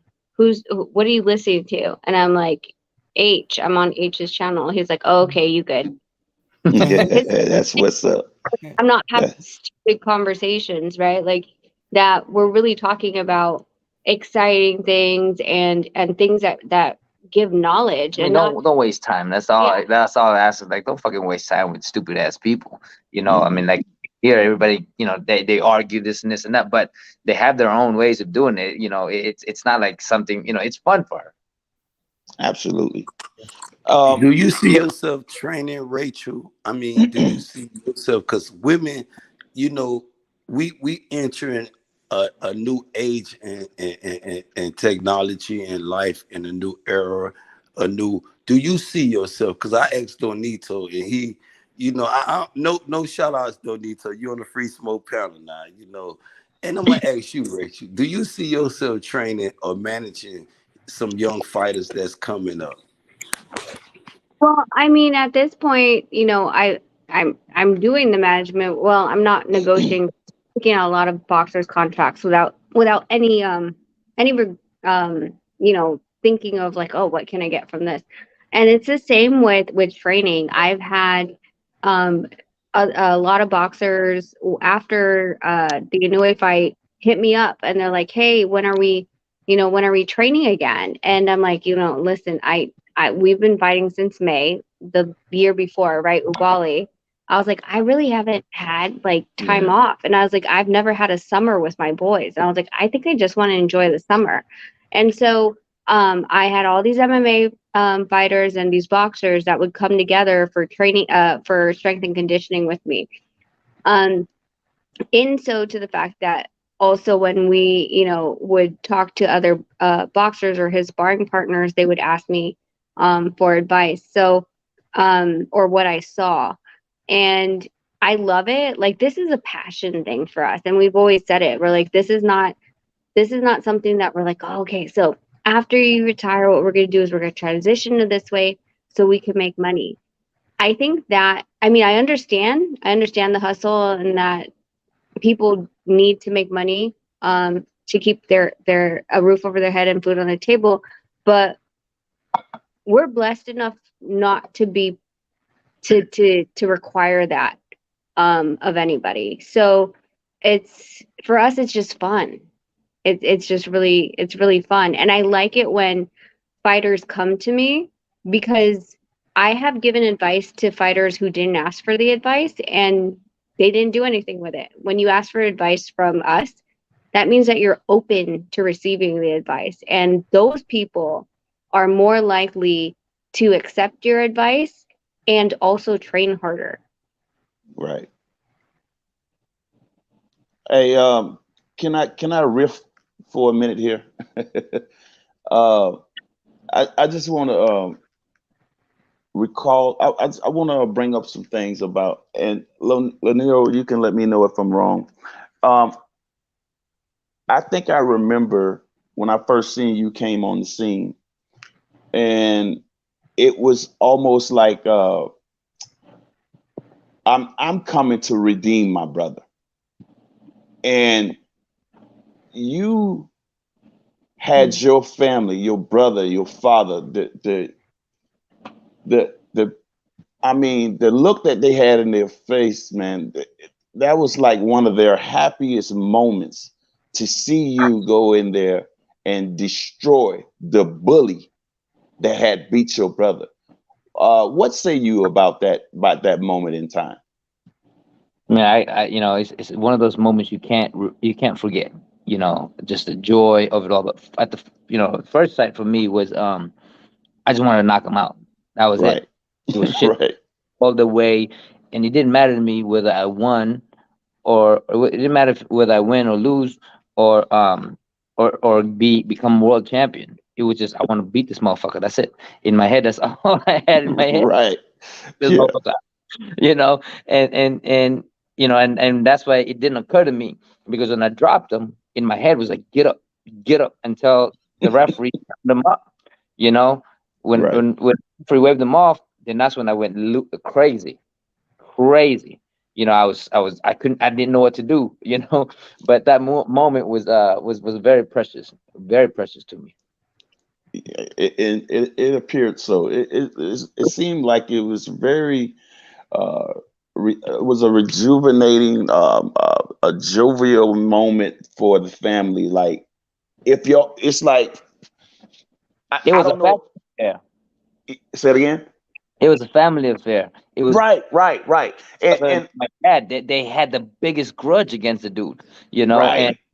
for me it was just like, okay, I'm getting this opportunity, until he started talking shit. At the press conference, he brought this helmet from a museum. Mm. It's a knight's helmet, and he was saying something about, I need to wear it, because I need to protect myself, or else he'll kill me. But even if I wear the helmet, he'll knock me out still. That's what he was saying in the press conference. That Right. really boiled the fuck out of me. I was like, I'm gonna knock. Right. Now, let me ask you a question. The guy that he put in a coma, did he ever come out of that, or did he pass away? You know what? I'm not even sure, man. I'm not even sure. Deacon, who you speaking about, Deacon? What's his name, Lonito? I I think don't he even was know. I don't even know. Rush. It's a long, long time ago, bro. Yeah. It, I get hit for a living. I can't remember shit. yeah. I cannot call. I can see his face in my head right now. I But remember that fight. I remember that fight. Yeah, I know what you're talking about now. But he I woke remember yeah, that fight. up. Yeah, he woke up. Oh, he woke up. Yeah. Good man. I prayed for that man when I heard that he was in a coma like that, and it wasn't looking good for him. Um, I never followed up on it, but I often thought about him, and I was like what became of that, Oh, But wow. Yeah.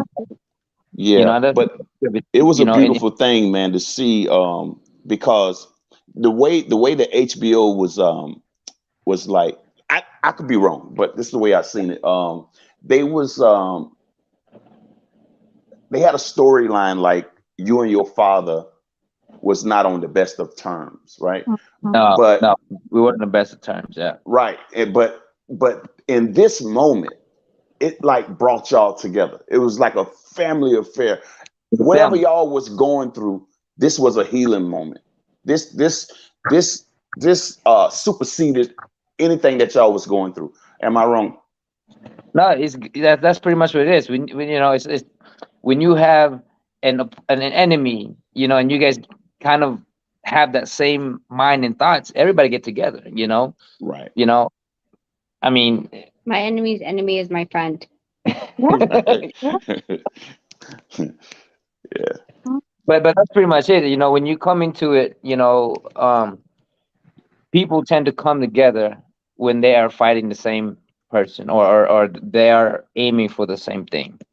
Let me Right. tell you a question real fast though. When you first started out with boxing, would you say like was it like, just boxing that drove you, or was it like an angry energy that drove you in the beginning? It was crazy for me because I was in an Excuse angry. me, I got his name. I'm sorry. His name was Darchinian. Yeah, Okay, gotcha. Okay, that's what it was. I wasn't sure though. Okay. Yeah. Go ahead, Nonito. I'm sorry. My father wanted us to get off the street, but at the same time, I was always bullied growing up because I was tiny, I was small, I didn't really speak good English, at that time, and so he wanted us to protect ourselves by learning how to fight, and then at the same time, we were just hanging out in the streets and all that stuff. He wanted to avoid that, so he got us an after school program, which is boxing. And it wasn't no anger or anything like that. It was for me, my driving force was I wanted my dad to be proud of me. That was it. It's because I was kind of like the middle child. Nobody really they didn't really care about me too much, and so But what happened in your first fight? oh shit, don't talk about my first fight. Tell them about your first fight. I was 11 years old, and I pissed on my pants because I was so fucking scared. There you go. I pissed on my damn pants, man. I was like soaked, man. But you know, the moment I got in there though, um, the moment I got in there, Uh-huh. a switch. It was just like, and I started beating the crap out of this kid, and I didn't know why. And all I remember was going in and coming out with my hand raised. You know, I didn't remember anything. I went into like psycho mode or crazy mode or some shit, and I was beating the fuck out of the kid, you know, and I didn't know I had it in me. So, I mean, so I feel like that was like a under you know, that was like a under like develop. I mean, like a under thing like of anger, like under. I can't think of the word I'm looking for of anger though. Like that was like some anger that was built up on you, like the under kind of skin kind of thingy that That was rose that to the was that surface. that was that beast mode. I would definitely would say that that definitely the anger was there of and the resentment of not being recognized, you know, not being because I was always told I wasn't good enough, you ain't good Yep. as your brother, you ain't good, you're not gonna be anything, you know, no one believed me.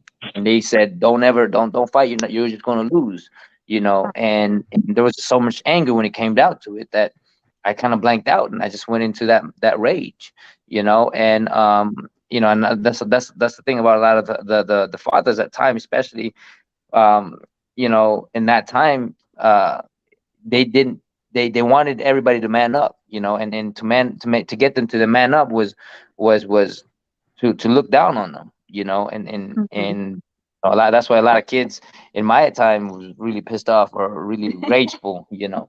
No, but one of the weirdest things though is when we were dating, like he would tell me, he was like, yeah, well, so, you know, I don't really feel so confident in myself. I'm like, what are you talking about? He's like, well, I was always told I was the ugly duckling. And so I'm like over here like, you're kidding, right? He's like, no, my family You tells see me this that. good looking guy on the screen right now? That's right. No, I'm just playing on me. So I'm just No, Hey, but can I ask y'all a question? wait, let me finish this. Okay, my bad. Go ahead. My bad. I apologize. So I met his family, and on two separate occasions, well, I first met, of course, his mom and dad, and his mom's like, "Why are you interested in him?" And I was like, "What?" I was like, "He's talented, he's cute, he sings, he's like," I was like, there's so many things," and she's like, "His brother's cuter than him," and oh I'm my like, god.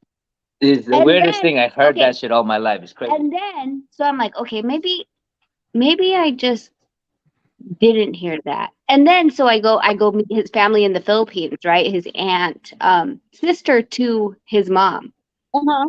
sweet lady.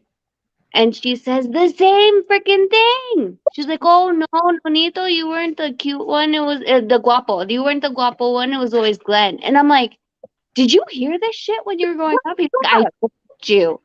Yeah, that's what I hear all my life was I was just never good enough, and you know, but the crazy thing about it is now that I look back into it, I'm very fucking grateful that they pushed me down, that they pulled me and pushed me and dug me so deep that I just needed to rise up, you know, and I think that this is why I am so grateful for my life and grateful for, you know, and I can forget things or I can move on to hard defeats and whatnot is because I've been through shit. You know, no one appreciated me, man. My parents, my mom always called me the ugly duckling, you know, and Wow.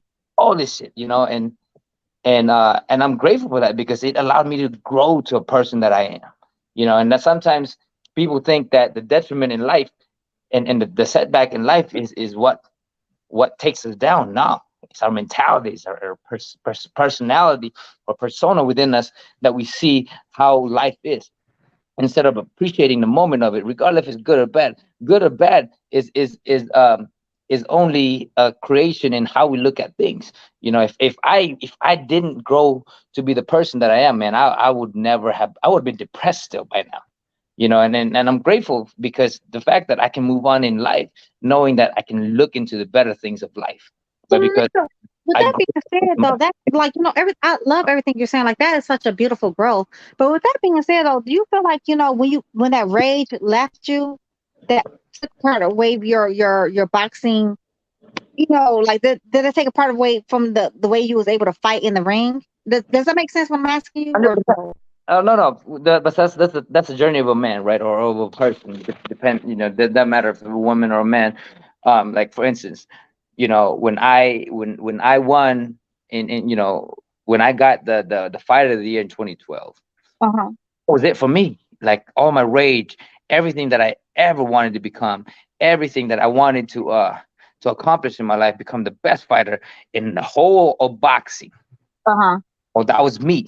So that's why in 2013, I just didn't, I lost. I mean, I granted that I lost to a great fighter in Riggindale, you know, but it took a while to get back that drive because it takes a lot of the things. It takes a lot of the purpose in a person. That's why they always say, like, once you have a goal in mind, and this applies to every single part of life. Once you have a goal, you have to reset a new goal.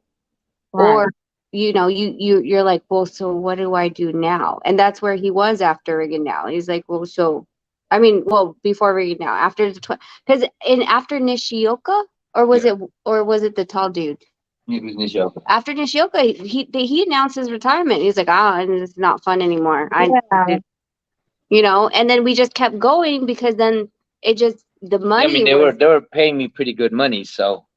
And he knocked out Nishioka. Then he came and he's like, okay, Arce, all right, cool. All right, I'll do. Then he did that in what, 3 rounds, and then they upped Riggindale on that money, and we're just like, well, so I mean, you're not losing, so Why what do you not? want?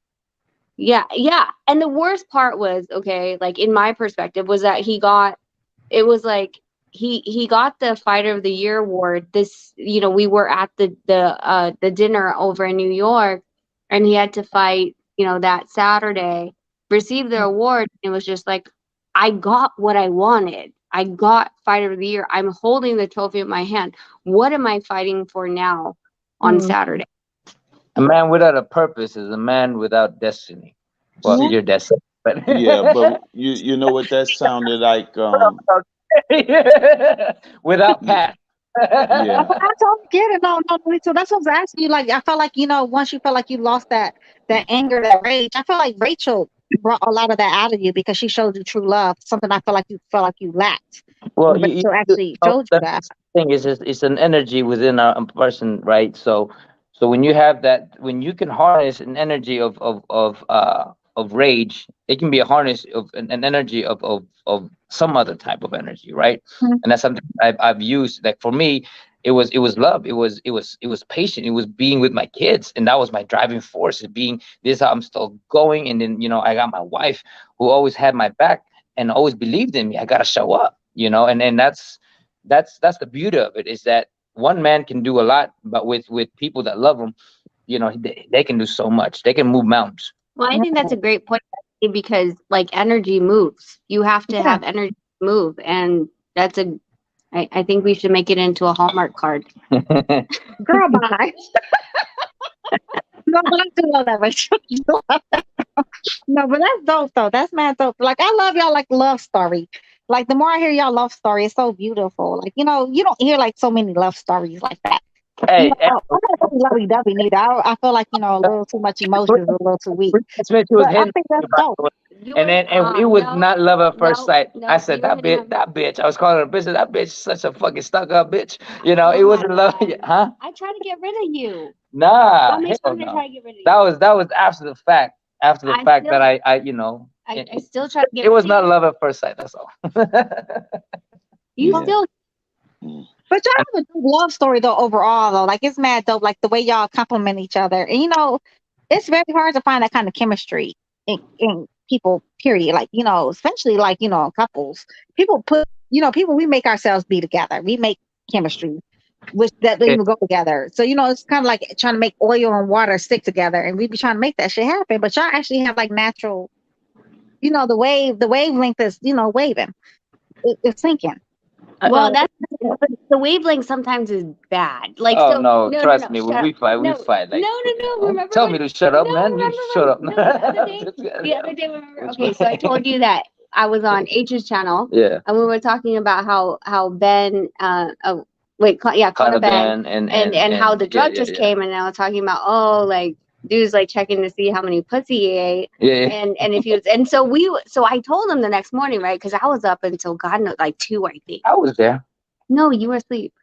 No, I was there. No. I was there on that one. Yeah, and then the next next day, we were talking as we were driving, and we were like thinking about it. I was like, wait, so would that also be like if I sucked your dick and you had steroids, I would test positive for steroids, and then it was like, so no. Only if you swallow. Only if you swallow. I was like, but so I mean, like how many swallows would I need to take?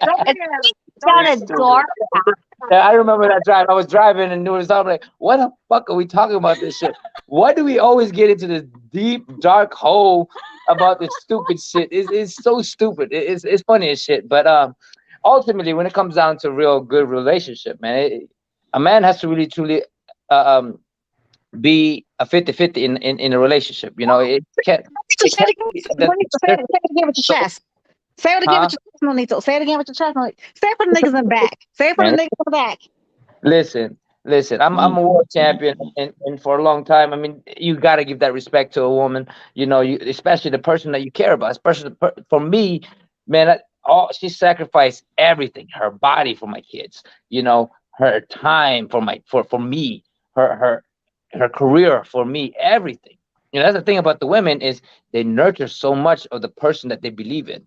You know, and that's something that you can only give love to, only give respect to. You know, and don't get me wrong, I got my ego for a long time, and we've had our issues. You know, like in 2014, 2015. I mean, I walked in the courtroom. No. She drove me into the courtroom. Thank you. She drove me to the courtroom, and I walked into the courtroom, and I was blessed by God that it was the wrong building. And I walked out of there, and I said, "Give me another year," because I was going to file for divorce at that time, you know. And then here we are, getting better and better and better. And that's something that because the lack of respect for women and the lack of respect for the whole system, you know, when somebody is a ride or die, you gotta be the same thing. It can't go one way, and that's what I was doing with her. Was just say it again for the niggas in the back. 50-50. What? Say it again for the niggas in the back. They can't hear you. There's some man, deaf niggas out there. You gotta get. Man, can you quit saying that like that? I can say it though. I can say it though. I can say it 2 times, 3 times, and 4 times too. Oh my goodness! This is what it all to. This is what it's all about. This is what she would tell you. This it's 100 and 100. It's never a 50-50. You can't give half of things. You know, let me rephrase that, because it's 100 and 100. You got to give everything, because when you only give half of things, you're gonna expect the other person to do the other half. But if you're going 100%, you're always gonna catch each other. If one person can't do it, guess what? You're gonna have to do it. If she can't do it, I'm gonna have to do it, and that's okay with it. You know, it's the respect between us, and that's something that I've been doing with my relationship that gotten to the next level is because of that respect of becoming 100% in all in type of mentality. You know, I can't go half-ass. You got to go home. Or you're done. You know. Can I ask you a couple of questions there, bro? Yes, sir. Now, special damn questions though. Nonito, some men seem to think though that you know it's all about a man though. You know, the man rule the world, and you know, women our job is only to do, like wash our dishes and you know and clean your underwears. So you know, I mean, seriously, like you laugh, but there's some men. Let me know when I can ask you a couple of questions. I'm gonna gracefully continue to wait, but Dicky, there's no Dick. You know me, you a little deeper. Man. Don't go there, Dicky. I'm just saying. I'm just saying. I'm just chilling. Yeah, no need to. But I mean, some men truly do think that. So they think like you know, a woman's only supposed to like wash underwear and clean dishes. Listen, they were taught, right? They were taught that way.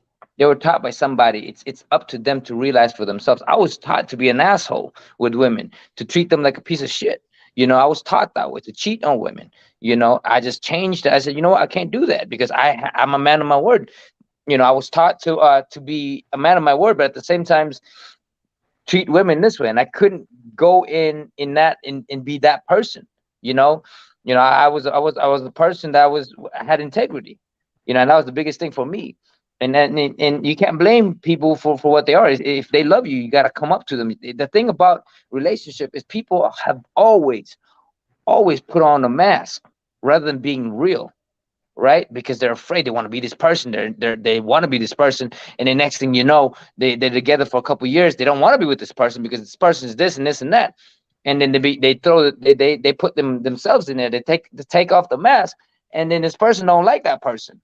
You know, you gotta take that damn fucking mask off, and then be you or be them, because that's just how you're gonna have a happy ending when it comes down to it. Life is, even if you match 100%, life is always gonna give you something. That's just part of it.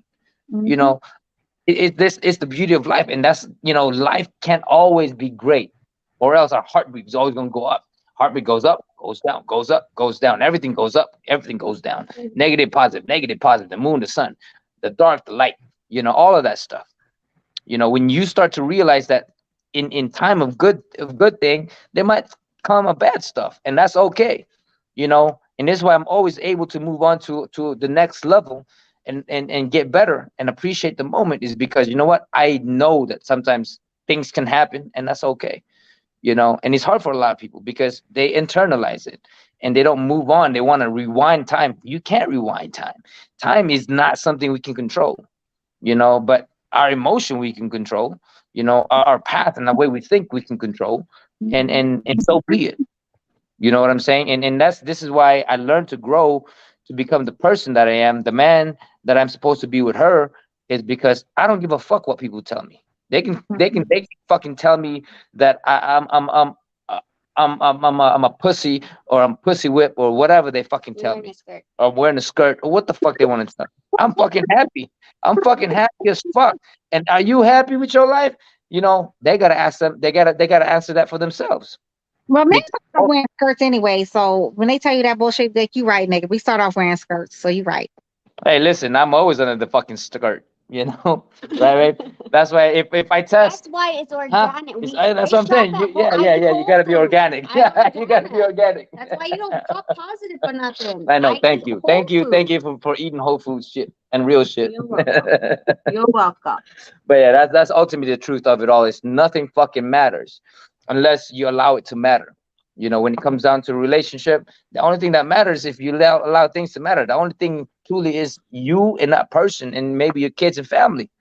If you put all the other entity and people's opinion and all this other shit, then that's when it gets all fucked up and crowded. And I think like there's a lot to say, like with I mean, at least I know with the pandemic, when everyone got shut into the house together, right?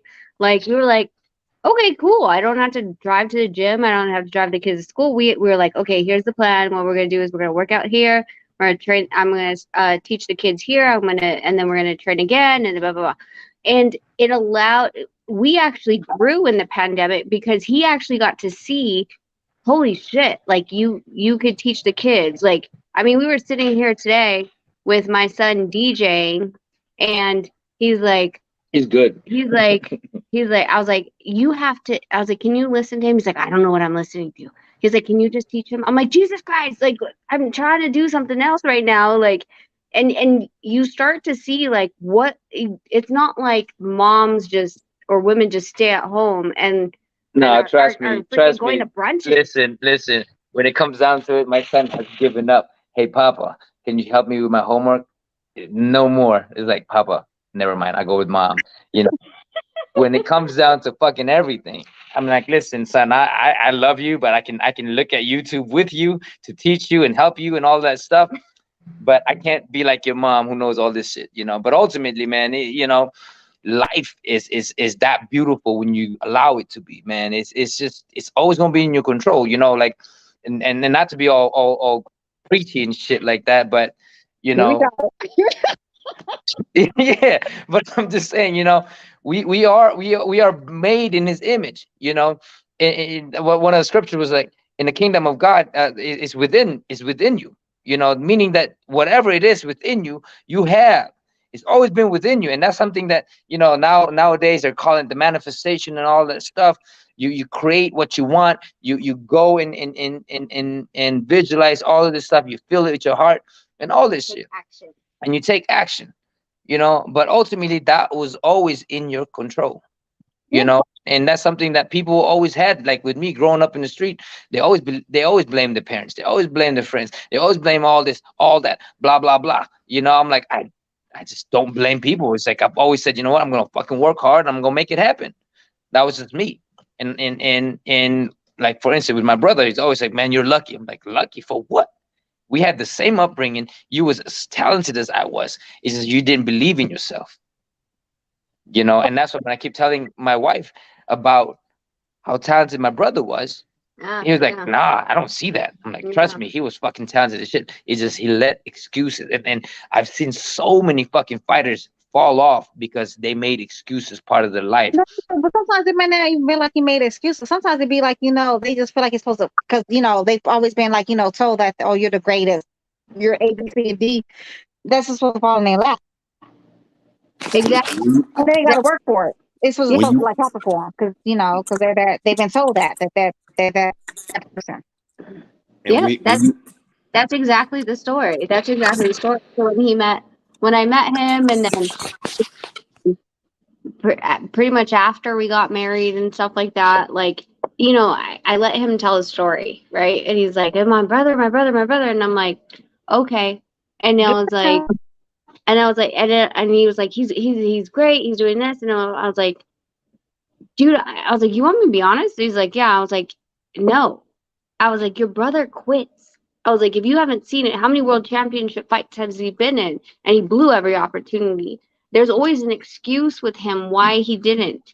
And I was like, at the gym, there's always an excuse. There's always an excuse because he, like you said, he was told every single time, you're the best. You're the one that's supposed to take our family to the highest. You're the smart one. You're the best. You're the best singer of the family. You look better than anyone in the family. Like, he was the golden quote unquote child on paper, I guess. I don't know, opinion. And he believed it to the point where he thought it was just supposed to be given. And then there was, after the D'Artagnan fight, which Ben Israel was talking about, it was bittersweet, right?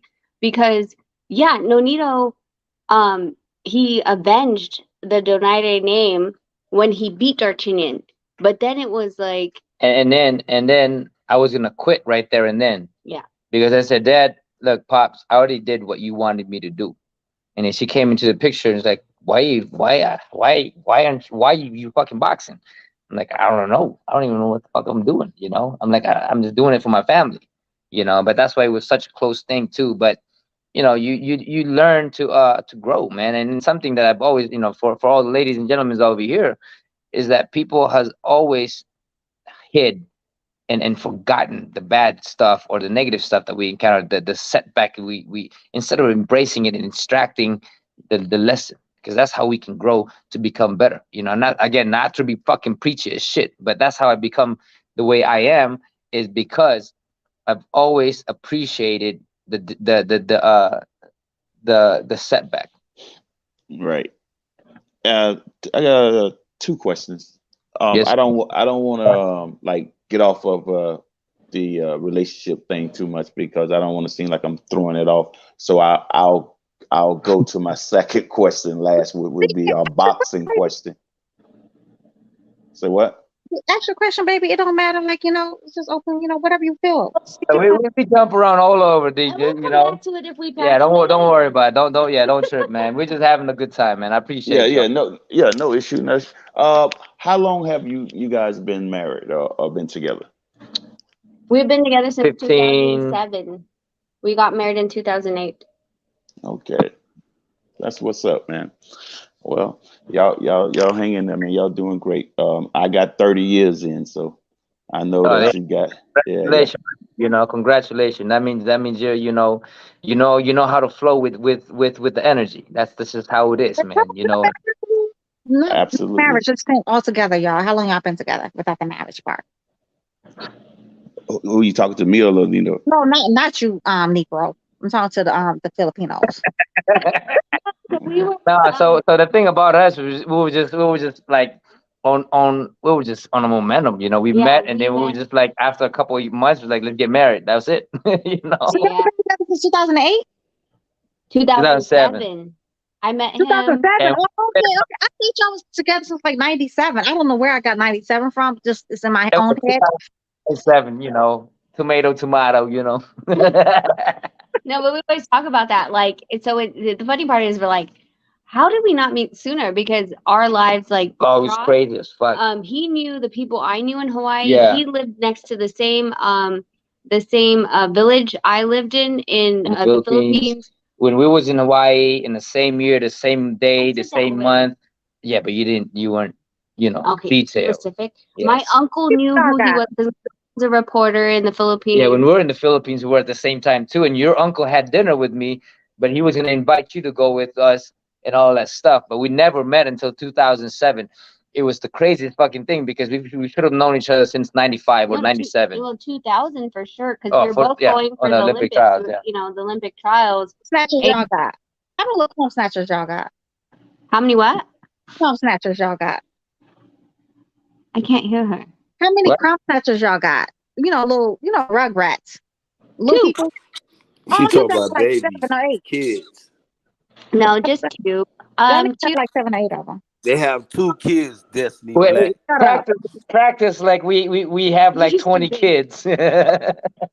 No, we so we had bought this. I mean, you're looking at an athlete, athlete with lots of testosterone, I don't know. Hey man, I just want to say peace and blessings to the panel. I enjoyed you guys. I'm gonna have to catch y'all on the next one.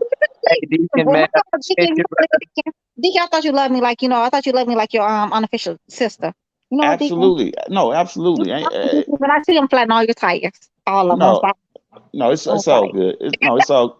No, listen. If you can tell from listening to me, my energy is very low because I have a headache, right? So I usually have a lot more energy than what I.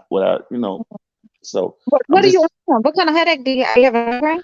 It's like a migraine from the right side of my head. You have banana at home? I'm not trying to be funny. So Deacon, Yeah, I you do. telling me, Deacon, that Destiny done gave you a headache? So Destiny gave you a headache, Deacon. No. I came on with the headache, right? No, but Deacon, you have a banana at home? Yes, I do. Okay, so I'm not trying to be funny. I'm not trying to be funny. Take that banana, right? Slice off the top end and the bottom end, like even with like the peel on it. Boil it in water. I swear I'm not trying to be funny. I promise on everything. Boil it in water. And once it's boiled right, you can smell like the banana. Pour it, like don't not the banana part. Just just the water, the banana water, and drink it. I would try anything because I've been taking BC for the last hour or two. It's not working. Try that. If it don't work, you know what? You like right into H Money show and say Destiny kiss my ass. I'll never do that. I'm being sincere. But there's a muscle. Hey Deacon, you try that remedy. What the name of that hospital down there in Miami named Jackson? You gonna be in Jackson trauma somewhere. It's not. Try it because I get migraines a lot. I have really bad migraines. Yeah, and if it don't work, I promise you, honey. Right into H Money, say, "Hey, Destiny, kiss my ass." And when I meet you, I'm gonna beat you up on sight. Something, you know what I'm saying? I promise you, it's gonna work. No, I got 3 bananas right here on the table. I'm finna get one. You only need one, baby. Just need one, like a little small pot. Yeah, I'm just saying. I'm finna get one and try it. Yeah, put some purified water, boil it like you about to boil, like you like boiling. But make sure you cut off the the ends, like you don't have and then drink that banana water. And then you gonna have some Deacon, just go ahead and pray, my brother. Take care of yourself. Don't let Destiny build your pressure, because Destiny full of energy. She done changed her name to Destiny it's all Free good. Smoke Black. Let me her name say Free Smoke Black. Let me she say Free something. Smoke Black now. Her energy for days now. You got to be turned up like Benjamin Israel for Destiny. You can't come with no headache for Destiny. Let me say something before I leave about about prayer and the way that I pray, right? And I'm gonna say this because maybe it can help somebody. But no, the way that I pray, it becomes a thought in my mind, and that thought I present it to God, which is my prayer. And yes, it manifests. God gives me what I need, but the words say prayer without works is dead. So although he gives me what I need, it's nothing without my work ethic behind it to make it do what it do. So yeah, Man, I'm hey, a praying man. me too, brother. Me too, man. You know, Absolutely. but in all the creation of me, in His image, that I'm grateful for, the God within me, in the God's image, that God is our creator. You know, that we have the power within ourselves, you know, to create, in you know, and to call forth. You know, like he said, or That's like right. God said, seek and you shall find, That's right? right. Knock and it shall be open. You know, That's right. always been in our power of creation to build ourselves. No one else has that but us. You know, that's That's why we right. can't believe nobody else, because our life is our life, is our decision, it's our mind, it's our heart, it's our Right. act. That's right. It's only human's pride to not Hey, ask. let me ask Destiny one more question. Listen, you say cut the ends off and just put the. I don't peel it or nothing. Just put it in the No, you water, don't right? put enough because you know the most nutrients is in the pill, right? Rinse that. You can rinse that pill off though. If you want to rinse the pill off before you put it in Yeah. that water, definitely do Yeah. that. Like get all the like nastiness off of it. But yeah, cut the ends off. Yeah, Yeah. and then I'm finna. boil it like in the water because you know the most nutrients is in that damn pill. And you Right. don't eat it. Just drink that banana. Hey, if it don't work within the next, like you know, after you drink it, like when the like in like you know 20 to 30 minutes, call back in to H Money Show and curse me the hell out. I'm gonna sit here and be quiet and let you do it. You sound pretty confident. I got to hurry up and try this. My Yeah, head is She sound hurting. confident you're gonna be cussing her out, yeah. Deacon. No, Curse, I'm telling I, you, just curse, go ahead and relax and pray yo, and relax curse me yourself, out from bro. head to toe, like Don't sir. go Like in you there know with what, you them. light Don't you go know skinned in I'm there not bald with gonna head do ass. that. them banana remedies she just gave you, Okay, man. She on some yeah, this is banana what I shit, gave you. You're man. right. All She I on did the pharmacy banana for 10 smokes, years. man. I did pharmacy for 10 years, Deacon. For 10 Oh, years, that's 10 what's plus up. years. Yeah, That's what's so up. yeah. So I gotta know what I'm talking about, right? Potassium, Well, right? go ahead and Right. burn them bananas And Right. guess what don't Right. though? cuss her Guess out what? now. Guess Right. I'm what? telling you. If it worked, guess what? I'm gonna pass this down through the family. Ain't no that, brother. No that, brother. I promise you it's gonna work. You know, Yeah. all blessings to you know to the people. All blessings to the people. Hey, love y'all. I Love you appreciate too. y'all. Y'all have a blessed one. I catch y'all on the next one. All right. Thank you. Peace. Hey, Nonito and Rachel. Y'all from I mean, Nonito, I know you actually from the island. Tell me some of the practices y'all use. I love that banana damn ketchup y'all use in the islands. Y'all tell me some like some Ketchup. practices that y'all use. That banana It's, ketchup, I don't know how y'all make that shit. That shit's amazing though. I think it's called bananas. I don't tell you how bananas are made. Banana. That But shit is amazing. Me and my so little brother, we were trying to figure out how to. My little brother and I been in the damn kitchen trying to figure out how to make that shit. I don't know the fuck y'all do. But good God, that shit. Have y'all ever had that fucking banana ketchup? That yeah, shit was goddamn amazing. the bananas in the Philippines are smaller bananas. They're sweeter bananas. So they use that in the ketchup because I don't know why it is, but supposedly a lot of Filipinos have a very sensitive stomach to acidity. So Italian like sauces and stuff like that. Like we'll go to an Italian restaurant and my dad will ask for packets of sugar and he will negate the acidity in the tomato sauce with more sugar to Yeah. it up a bit. So the Philippine bananas are really small and sweeter. So when we don't mean like go get like a huge like banana from Whole Foods that is not sweet. It's literally a small banana. Like the red ones, like the little red ones. Chiquita. No, they're It's Chiquita bananas. No, you don't. You yeah, see They're, the small red ones though. Y'all talking about the little small red banana? Y'all not talking about. Y'all know what I'm talking about, right? Y'all ever seen those? They're red. They're really small and red. I promise you. oh no Yeah, no no. They're just like half the size of it's just just a yellow, a regular yellow one. Okay, okay. more green yellow. or more Oh, the yellow. green ones. Yeah, Green they do and got a yellow. green one. Yeah, the Yeah. green one. Yeah, they do green But one. it's mostly at the Asian stores. You're not gonna get it at Whole Foods. I've looked. Okay. So, All but right, what all right. about because y'all don't use necessarily just use tomato, right? Because it's called banana ketchup. That's how I understand y'all make it. Yep. We go through it like it's water. No, because my son eats that shit like crazy. He puts it on The banana everything. Or ever. like it's crazy too. I know how to make that shit. You should find out how to make it.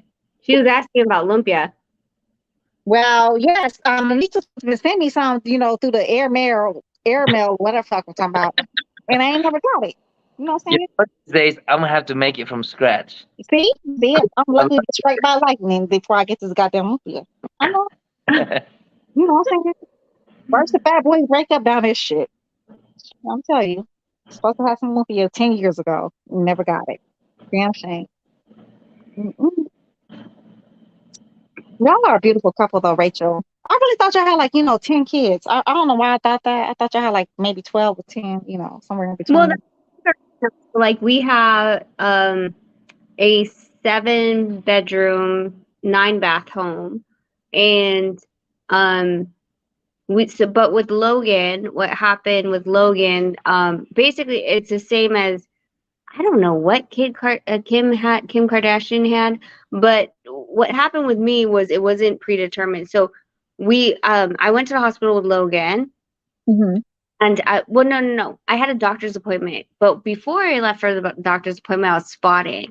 And so I Wow. told the doctor, I'm like, hey, I'm spotting. And they're like, go check into the hospital. And so we check into the hospital. They're like, we don't know where the bleed's coming from. So we're going to admit you. So they admitted me.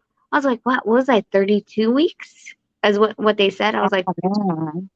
so they kept me in the hospital for fucking 2 days, right? And I'm like, okay, give me my laptop, give me my printer. I got shit to do. I have work to do. Like, give me something.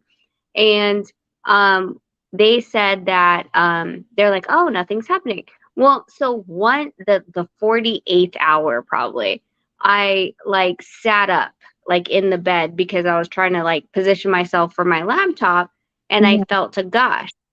And I didn't fucking move. And then I hit the nurse's button, and she's like, hi, Mrs. Duna. I was like, get the fucking doctor. I'm like, I'm like, get the fucking doctor. So here comes my doctor, and it actually was my doctor. It was my actual doctor. It wasn't just like some on call. She happened to be in the hospital. So she's I don't know, Russian, but she's white with blonde hair.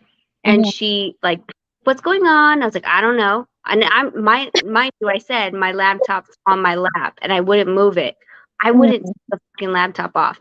And she goes, okay, well, let's just look under the sheet. She pulled up the sheet and she turned whiter than she was.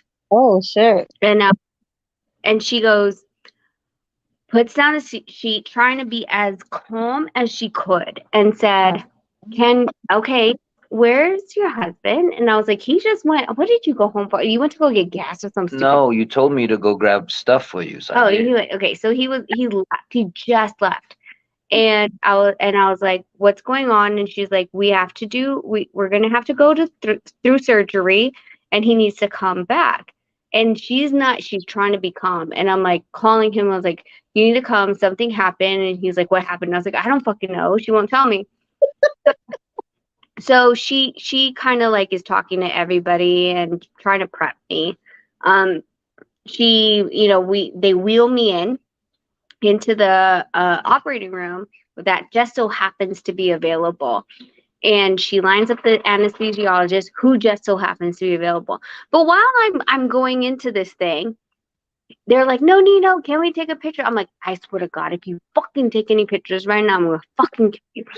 And so, I go into the OR. So I'm in the OR, and they're like, okay, we need you to bend over because we're gonna put an epidural. I was like, okay, cool. And so Nonito's still scrubbing outside, like trying to put all the scrubs on and all this stuff. And so they give me the epidural. I'm like, okay, we need you to sit up straight, and then we're gonna help you move your feet over, and then we're gonna have you lay here for about 45 minutes while the epidural sits in. I was like, okay. As soon as I sat up, right, because the epidural you have to curve your back. As soon as my back was straight, I had an active bleed. And so I lost like a liter or two of blood within so many, like 10, 15 minutes. Nonito rushes in. They don't have time because Nonito and the doctor are literally like washing their hands together. Nonito and the doctor come in. They don't have time to put up the fucking curtain. It's like I see her getting like cut open. It was yeah, crazy. I was just wondering. I'm like, holy shit, Kind and of gruesome, huh? and she's yelling and screaming because she felt Oh all no of no it. no no. So he comes in, right? So they don't put a curtain, and they push me down on the thing and on the operating table, and all of a sudden, mind you, I've only had this epidural in for about less than maybe a minute. Uh-huh. They stabbed me from left to right, Oh my God. cutting It took like complete what 5 to 10 minutes for the epidural to set in. Oh They no, couldn't she because I she was felt bleeding. she felt all that pain and she was screaming like she was getting murdered. She was You screaming think? like she was getting murdered. Her body was shaking left and right because they were cutting her open, and every time that she would say, "Babe, they're cutting me open," like screaming at the top of her lungs, the doctor would look at me and said, "No, don't tell her." Like shaking Calm her her head, down. shaking her, calm her down, like kind of like that. But she was screaming, so like I'm probably shock or pain took over, and she kind of fainted a little bit. But she would go in and out of consciousness. Yeah, next time you would have had our baby. Yep, the next time you would have had our baby. Uh-huh. Yes, you would have. And then there's a couple times I'll take you through this really quickly. There was a couple times where I was losing too much blood because of the amount that I was already hemorrhaging and what they can pump through my system through my arm. And they said, we're losing her. Oh, And it and was yeah, and you know how when you watch a movie when they're looking like when they passed out or they pass away, they're looking past through you. She Mhm. was doing that to me. I had to kind of slap her a little bit Oh because, my God. baby, stay with me, stay with it's me. the only time you get a free slap. Yeah, I got it a couple times. But yeah, it was crazy because every time the doctor would say we're losing her or she's losing too much blood, her eyes would dilate. And then, so here we go. Fast forward another. Well, that was in the afternoon. So fast forward, I wake up. I'm like fucking tossing my bed. My newborn's not there. My newborn's in NICU because of the emergency, right? Right. So it's 3 o'clock in the morning, and I'm yelling at Nonito to tell everyone to shut the fuck up. And he's like, "Babe, it's 3 in the morning. I would tell everyone to shut up." Yeah, so I was like, okay, I'll check it out, and I know it's 3 fucking o'clock in the morning. I mean, no one's there, right? So I would just for her thing to make it feel better. I open the door, look around, and I came back and I said, hey, there ain't nobody out there. So. And so he called our priest, the one that actually who blessed our house and everything, and blessed Jarrell, our firstborn. And he's like, I guess what they were saying is she was like in between yeah. So it was kind of like a between poltergeist thing. the living and the dead kind of thing. Yeah, Or what they said. I was too bright. They didn't know which way. So he did this whole thing, and then I didn't hear anything. But okay, so again, Logan's in NICU for about 2 weeks. So when I would wake up, I would fucking literally wake up in the middle of the night when I got discharged. I was Mhm. in the middle of the night, and I'd wake up screaming because it was the same thing. I'm getting cut from left to right, Yeah, and I I got can feel PTSD. hands in my fucking body, right? Like Oh, the shit. moving organs. Yeah, for a long, long fucking time. So I wake up, I'm screaming, I go get a glass of water, I splash like water on my face, and I look in the mirror and I'm like, who the fuck is that? Mhm.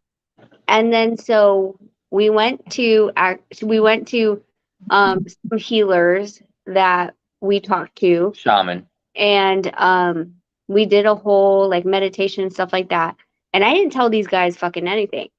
And Mhm. they're like, so part of you is underneath a hospital bed from trauma, and part of you is at the gates of heaven trying to be let in. What the fuck happened to you? And so I had to tell them, right? Mhm. Point. After the end of that, Nonito asked them, and he's like, okay, can I just ask something? And they're like, of course. And they're like, my wife's not acting like herself. And he goes, well, she lost how many liters of blood? There's how many liters of blood getting transfused into her? whatever personality is coming up is whose blood is in her at that point. And don't get me Oh wrong. my God. And don't get me wrong. For me, she was a different person. Now, a psychologist would say it was PTSD, right?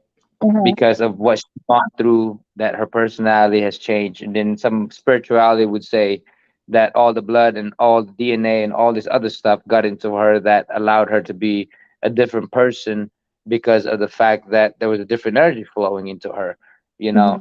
And all I know was that she was a very different person coming into that, you know, and it was a struggle for us or Well, for me. what is the saying though? Like, when a man, you know, has an orgasm inside of a lady, um, we do take on part of that energy, and whatever energy he took on from another person he may have slept with, Mhm. we get all that kind of energy, and that's actually like Yeah. that's coming from science. That's not something like I made up in my own damn head. That's coming from science. That taking on somebody else's blood or whatever. That's pretty much true according to science. Because what's the difference between semen and blood, right? Yeah. That's exactly what we're saying. But I mean, to fast forward again, the reason we only have two is that we asked them, was it an implant? Was it my fault? Was it like just wrong? If we did IVF, would it be less of a risk? And they said no.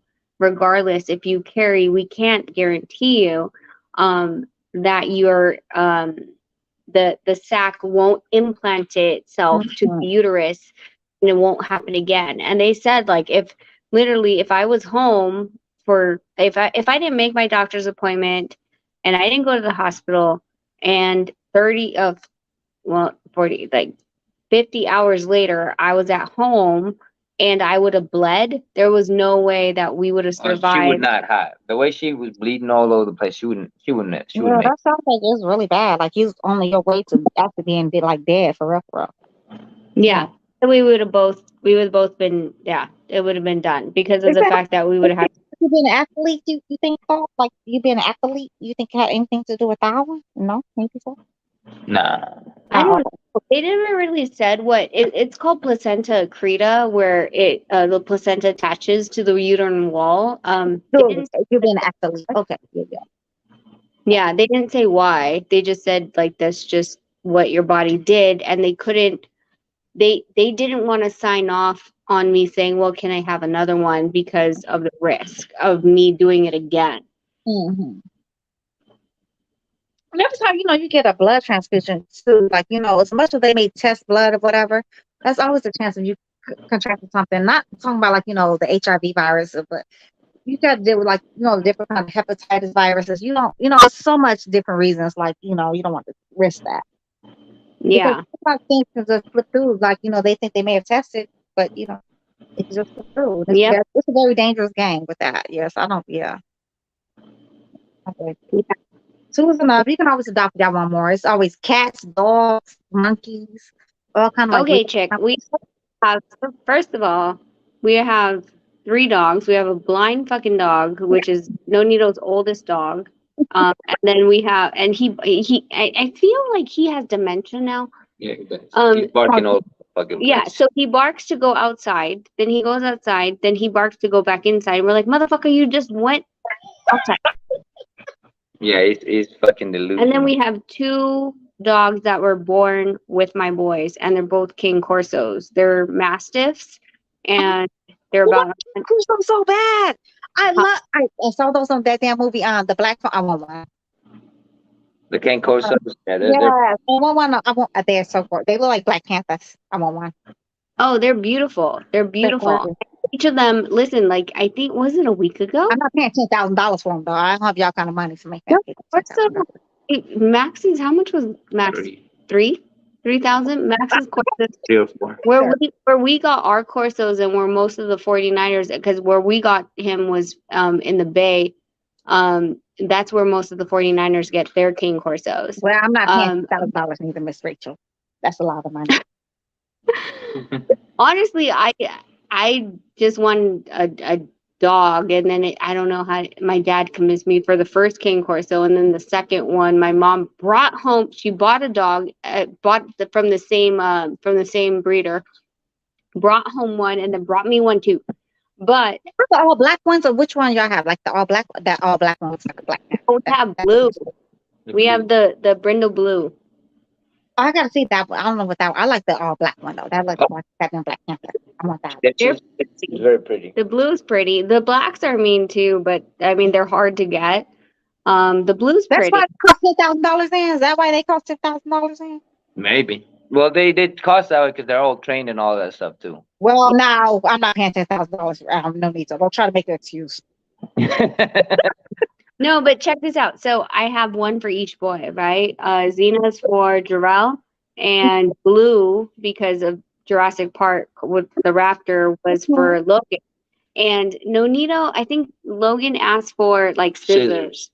And so Nonito grabbed scissors and then he was opening and closing it, like, you know, just pretending he was going to cut Logan. And oh my God. Came up right behind Logan, came between Logan and Nonito, and started barking at Nonito. And I was like, Yeah, that was a big surprise for me because these dogs are so scared of me. Like when I yell at them, they start peeing all over the place, you know. But when I did that to Logan, she got it and started barking at me. And I'm like, whoa, good girl. I was really so that they're really fucking loyal. They are. That's what I read about them, though. But they're very stubborn too, though. They said they're very stubborn. You gotta take control. And they're only loyal to, like, you know, they're loyal to everybody though. It's only like, you know, they pick their one human and that's what they're gonna be loyal to. Oh yeah. Yeah. We trained ours. They're good And like dogs. we got both. Like I said, when both of the boys were born, basically 6 months into pregnancy, I got each of them a dog that I trained, and so we got them as pups, and then. They know though, like we have visitors and stuff like that, and they'll bark as soon as doorbell rings. As soon as someone comes in, they'll bark, and I'll walk the visitor over, and they'll present their hand and they'll smell them, and I'm like, it's okay, and then that's it. Like they understand. Like Mama said, this person can be in the house. You could stop barking and leave them alone, and they'll back off. I love those dogs. Are so gorgeous. They are so beautiful. They're so God, they're so beautiful. I want one so bad, but I'm not paying no $3,000, no $10,000, no kind of thousands of dollars. But I mean, I love those animals though. I love animals. I just think all animals should just be, you know, just treated like, you know, animals just loved. He loved them. Just love animals. I love cats though. That's my favorite animal. Is a cat.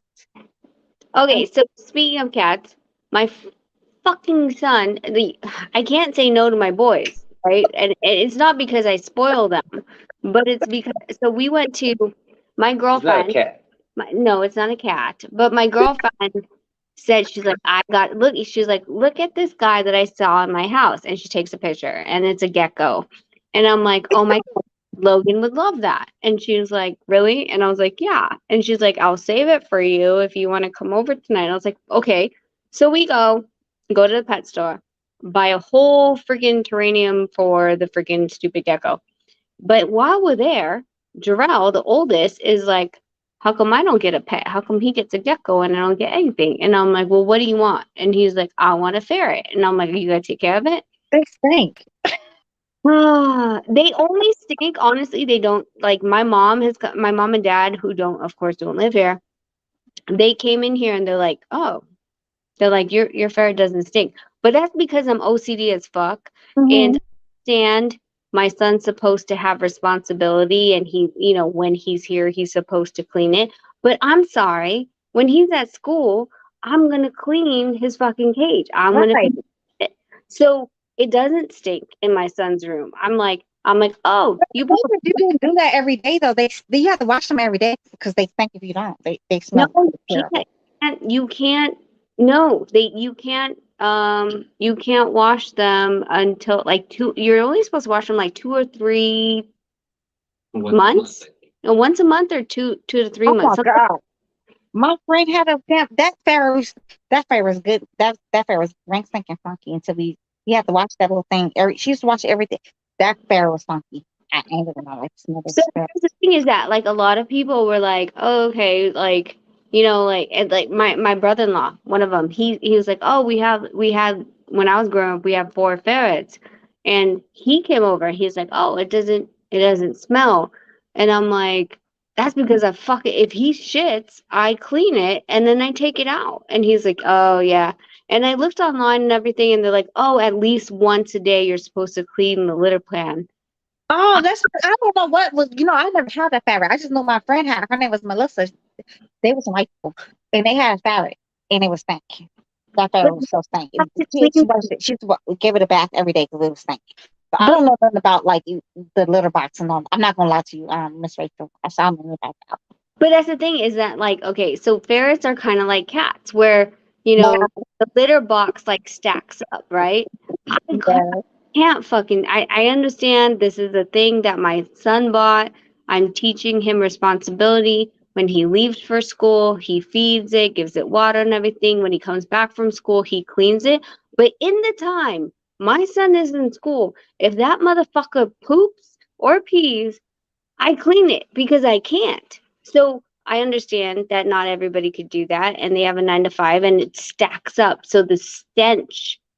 Oh, okay. So that makes sense to Miss Rachel. So yeah, okay. I thought like, because every time when my friend that had the ferret, and then you read about it, they used so like, oh, they stink so bad. So I didn't know like that's what it is, girl, because they good and funky. Yeah, because it's literally a pile of shit in the corner, and then this I can't. I'm like I They shit like 20 times a day. Like seriously, I'm not trying to be funny. No, by the time Jay comes home, he probably pooped about 3 times. Right? So a lot of times. So he feeds him before he goes to school. And then I come off at school, I go to the gym, and then I come home, and then I wake him up. I'm like, hey, what's up? And he's like, oh, okay, I'm gonna poop. So he poops, and then I clean it immediately. Immediately, I clean it. Then I take it out of the cage and I put it in his playpen. I open up Jarrell's room and I let air in, natural air in, put on the air conditioning, put on the filter, and then I put him back. Then he goes back to sleep again. And then I wake him up in another 3 hours.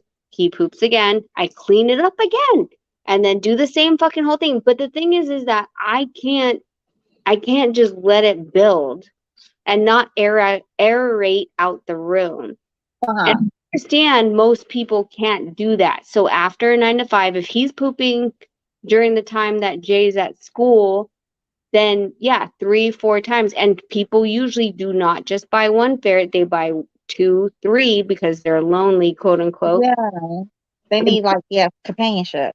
Yeah, so fuck how much poop is building up, but I can't. So I just go and clean it and open up the doors and take out the litter pan and Lysol it, then put it back in. And then once he does it again, I do it fucking again. No, Miss Rachel, but I like for cats. Cats. My cats. We always like take them outside. We could take our cats outside to use. So the outdoors was their litter box. They didn't have to have a litter box. The outdoors was their litter box. So He's still a kid. He's only 4 months. So, well, that, and I think the dogs might kill him. Oh my goodness! So you don't let them interact with each other because the dogs are full grown, huh? They're not puppies? Nope. Yeah, so it's gonna be hard for them to interact with like the ferret. That makes sense. Okay. Yeah. Well, Cane Corsos are so like territorial, anyways. They're not very, open to all that friendly shit unless you get them as puppies. Yeah. Okay. I'm gonna pass the phone to No Needle for a quick second because I have to go to the bathroom. But let's talk about these freaking fights this weekend. Let's Who's start fighting with. this weekend? Are you kidding? Devin versus Kambosos. Oh, yeah, I know what you're talking about. The ladies. Yeah. Only ladies I'm looking for is the Savannah Marshall lady and Crystal Shields. Yeah, there's great fights this week. Yeah, I want to. I told they said that supposedly the cheater. Where's Cassidy when we need him? As we can talk about cheating ass contraband. That's his homeboy. Well, everybody got their own thing, I mean, for me, I've always just been really clean when it comes down to it. I just don't get it. But if people want to take advantage of it, but what I know is a lot of people do it. They just don't get. But a lot of people in the game do it, especially on the high level. Yeah, they just don't get caught up. They don't get caught up or whatever. That's why I don't understand why that's not like a thingy like in boxing. Boxing is the worst game. I mean, sport. In the Well, industry. the thing is that they're not, the punishment is not harsh. There's no punishment. It's just like, okay, it's like a slap in the hand.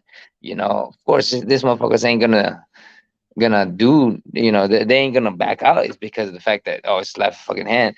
But when when everybody's doing it, and they, from what I hear, is about 25% of your maximum output that you can go in terms of speed, power, stamina.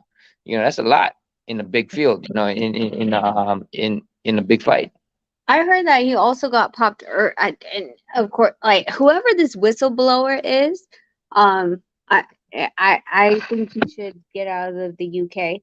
But he's he's the one. Whistleblower is too, though. You know who it is. What? You know who the whistleblower is. You've been in the game too long not to know who it is. But you ain't gotta say it. I'm just saying, but you know who it is. Yeah, but I mean, he didn't just drop one; he dropped two, right? He said that there was the same positive test earlier this year, and that's going to rock the BBBFC. But I've said before, I've said this, and no one's. I don't feel like anyone's putting enough clout on what I'm saying. Unless fans really start putting pressure on these the commission. It's not so much the boxers. The boxers can protest all they want to. Honestly, I feel like the boxers should do. They should actually, but a lot of boxers, that's how they really live, foot to mouth, as they say. A lot of boxers live paycheck to paycheck. They don't have that kind of money where they can just protest. They're not able to do that. So No, but what it's exposing is, I knew this a while ago because I was watching some stuff that was going on. So there's two things that I noticed. One was that they're not, reporting their result immediately because of the confidentiality contract, right? That the promoters aren't putting in place. Number two, the thing that what people don't understand is that our state's commission in the United States, they're state commission, they're governing bodies from the government, and they are state ran. Okay. BBBFC is an LLC, it's a private entity. Oh wow, okay. I didn't know that. I've been saying this, but I don't think anyone's hearing me what that means and how that changes the game. If it's not a government run, it's not really Second, it's not really like followed up behind. It's not like really like Yeah, it's not something that's looked over. Right. It don't have an overseer.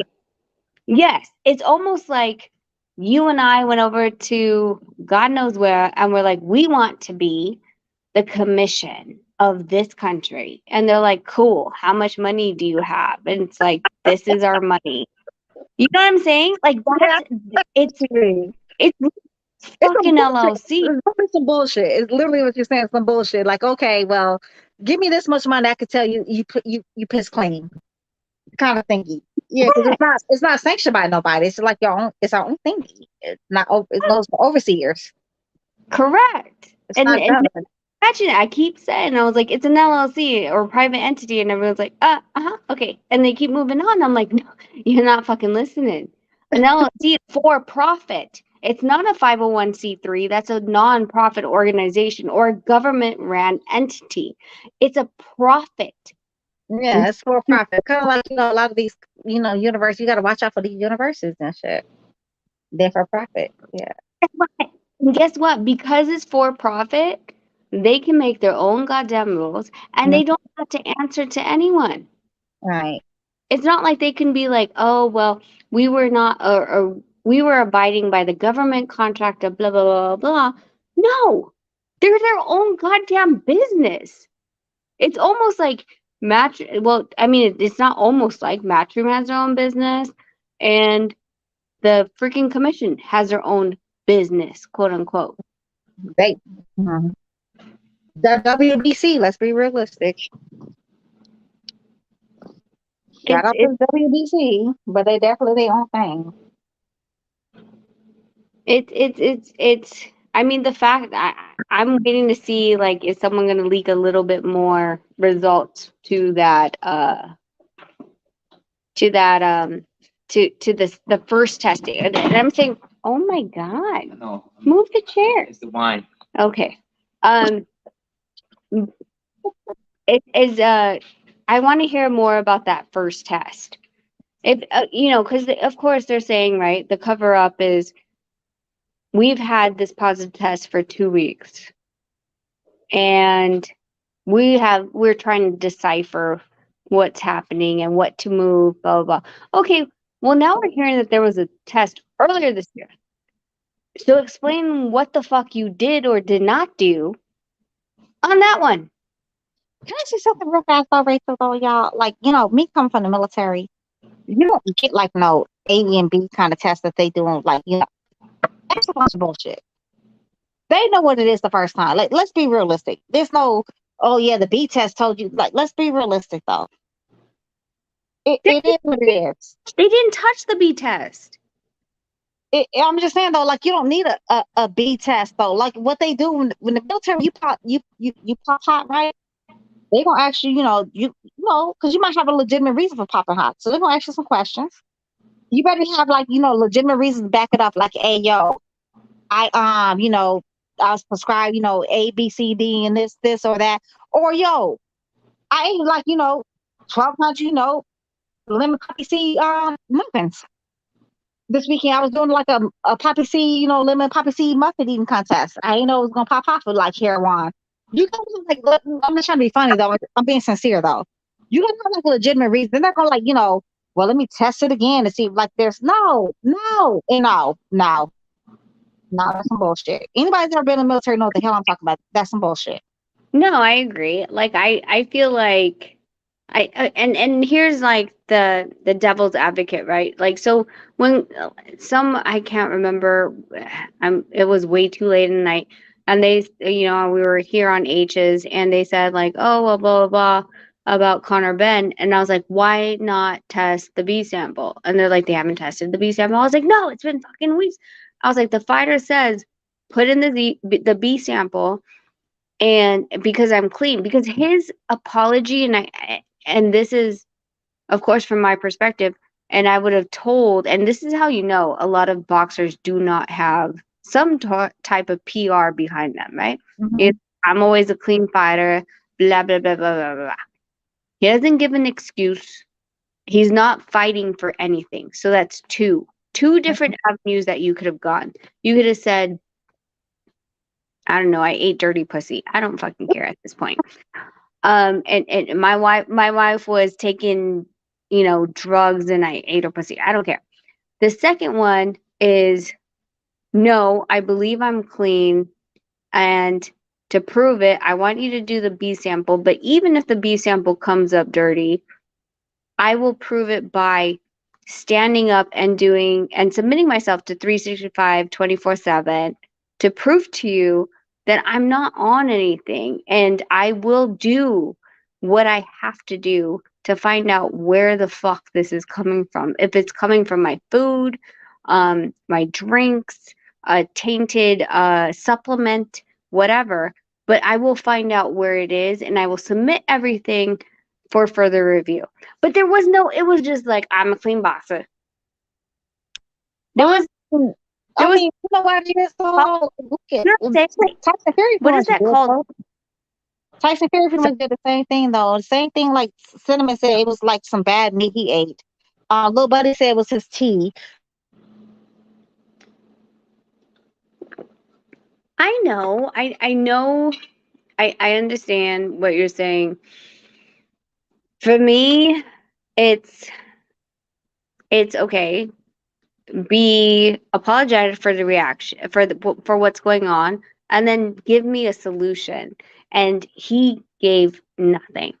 I mean, but nobody else gave a solution either, though, Miss Rachel. So, like at the end of the day, like unless the commission, unless we actually like the fans put stock behind, like we really like and the fighters have to do that too, though, as well. But like, no, I agree. The fighters don't have a leg to stand on. They don't have a union in the boxing. There's no union in boxing. So No, you but know, I feel like that's how you see the commission failing right now. I mean, there's no absolute reason why if a fighter is testing positive and then you're canceling the fight, okay? Because this gives two different fucking messages. You're canceling the fight and then you are not sanctioning the fighter and suspending him for an undetermined time. So they never know. They when they suspended, remember when they suspended Cinnamon? They suspended Cinnamon for 6 months, but he was already not going to be fighting that 6 months anyway. We already knew that. He's supposed to be fighting 6 months down the line anyway. So it was like a ridiculous suspension. And they said, I'll stand by him. Valdez, they didn't even bother to suspend Lil Buddy at all. Like, they say, oh, that's like drinking 3 Red Bulls, which makes zero sense because I worked in pharmacy. So they just made up their own stuff. Like, Tyson Fury said he had some bad board meat. He threatened an old ass man. So, I mean, like, it's at this point, like, I mean, you can't start with one fighter. Like, you know what I'm saying? Like, if you're going to do that, we got to, like, literally, we got to be harsh on all the fighters. No, I agree. And I don't think that any of those other fights should have gone through. But I do think that as a precedent, that Eddie Hearn's lawyers were using that as a precedent because fights had gone through. So if I was to argue this case and be like, hey, listen, blah, blah, blah, blah, I mean, it really doesn't. I mean, does taking a female hormone, like if I'm going to be the bitch right now, right? The other side, I'm fighting for Connor Bet. I mean, if I have to take a female drug, how is that really going to increase my performance on Saturday? That right? And let me just say that anything that doesn't increase the performance for Saturday shouldn't be effective because of the fact that Valdez, Consecao, and these sanctioning bodies, which is a sovereign nation that had their own sanctioning body, decided to go through with the fight. That means it wasn't a threat.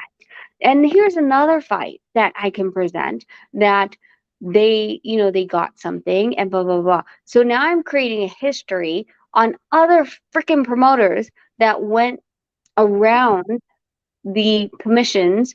And I will say that if it was Arizona Commission, I think that would have been different. That would have been Arizona Commission, that's a state-run body underneath the U.S. government. But Valdez's fight was on Indian property, and that creates it as a sovereign nation. So as a nation, they have their own government. They don't answer to no one. It's But a just whole at the same token, Miss Rachel, I know what you're saying though, but although I know you say like on the Indian reservation they have their own thingy, but at the same token they do. They still have to offer, they have to answer to like federal government. And I know this because we would To a go into degree. like federal land as part of, military pharmacy. We were going there like they have to answer to federal land. They do. Because they're still on, quote unquote, US federal soil. Although we say like, we giving y'all this land, but it's still not their land. Like it's levels to these things. I mean, even with that being said though, but Bruh still, he was still doing the little weight loss. That's a weight loss medication that he was taking. Phentermine. Phentermine 37.5 is the highest dose. You can also do like the half a dose, which is I believe it's you can do a half a dose of 37.5, whatever it was. But I think he was taking the full dosage, which is 37.5. That's a weight loss. It's kind of like, equivalent to like, it's like a low dosage of like maybe Adderalls or Ritalins or, of that sort. That's exactly what it is because Fat Boy couldn't lose weight on his own. Yes. But they went in on, Shakur Stevenson for like going in like 1 pound overweight. But I'd much rather Shakur Stevenson going in 1 pound overweight than him like, doing Fat Boy people medications. I mean, like I agree with you and I understand, but what the whole point is performance. Okay, wait, let me back. Okay, so I'll do 2 points. One is performance enhancing drugs, and it's supposed to be one is performance enhancing drugs and one is a masking agent. And to separate those categories, but then also implement those two where they coincide, right? So that's one. Number two, as far as the sovereign nation goes, there are certain tribes and certain land and different different agreements with the government because of they are and what agreement was being sold. So for example, something like a boxing commission, a casino commission is on sovereign land, and there's different rules and regulations for each of those tribes that that are operating. There's a base level of the minimum operating law that they can operate on the underside of that, and then between the tribes of what they negotiated within the government to operate within the state is a different law. So I can't that I don't know exactly as far as Arizona particularly is concerned, but I know that there's a lot of twists and turns as far as when it comes to tribal domain. Well, look, what you talking about? Usually, that comes down to like to the gambling and what you're allowed to have, like as far as the gambling and how much they have to pay. They have to pay anything, back to the. Usually, they have to pay shit back, to the U.S. government. But we're talking about like what you're allowed to take as drugs and stuff like that goes. That's federal. It is going to be what it is. It's not like you go to Montana, you can have like 10 pounds of weed. You go down to Arizona, you can have 5 pounds. It's going to But be. then that's the same thing. But that's the same thing with weed, right? So as far as weed, there's several states that it was recreational and allowed in different states and allowed in different reservations and how much grow they were allowed to have. So it is based on the tribe and what they're allowed to do based on their state and the negotiation of the government. So I hear Well, what that's you're what I was trying saying. to think about. Like, you're not allowed to go like to Arizona, for instance, right? And say like, yeah, I can have like 10,000 pounds of weed here, and then go up to Montana, and only have like I can only have 1,000 pounds. No, it's still gonna go. That's gonna fall on the federal government law, no matter how you look at it. Correct, but in the Indian reservation doesn't count. No, it does. It does count. There's going to be they still have to follow the guidelines of federal law. No, I understand though, like like there's different things, like you're talking about like the gambling and stuff like that. So certain, they work out certain things like how the money, how much if they have to pay any money at all, or if they're going to or keep all the money, they put it back into their reservation or whatever.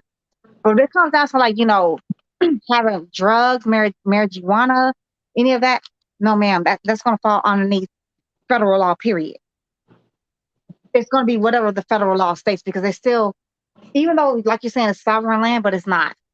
It's a whole bunch of red tape in that. It sounds good, but it's not.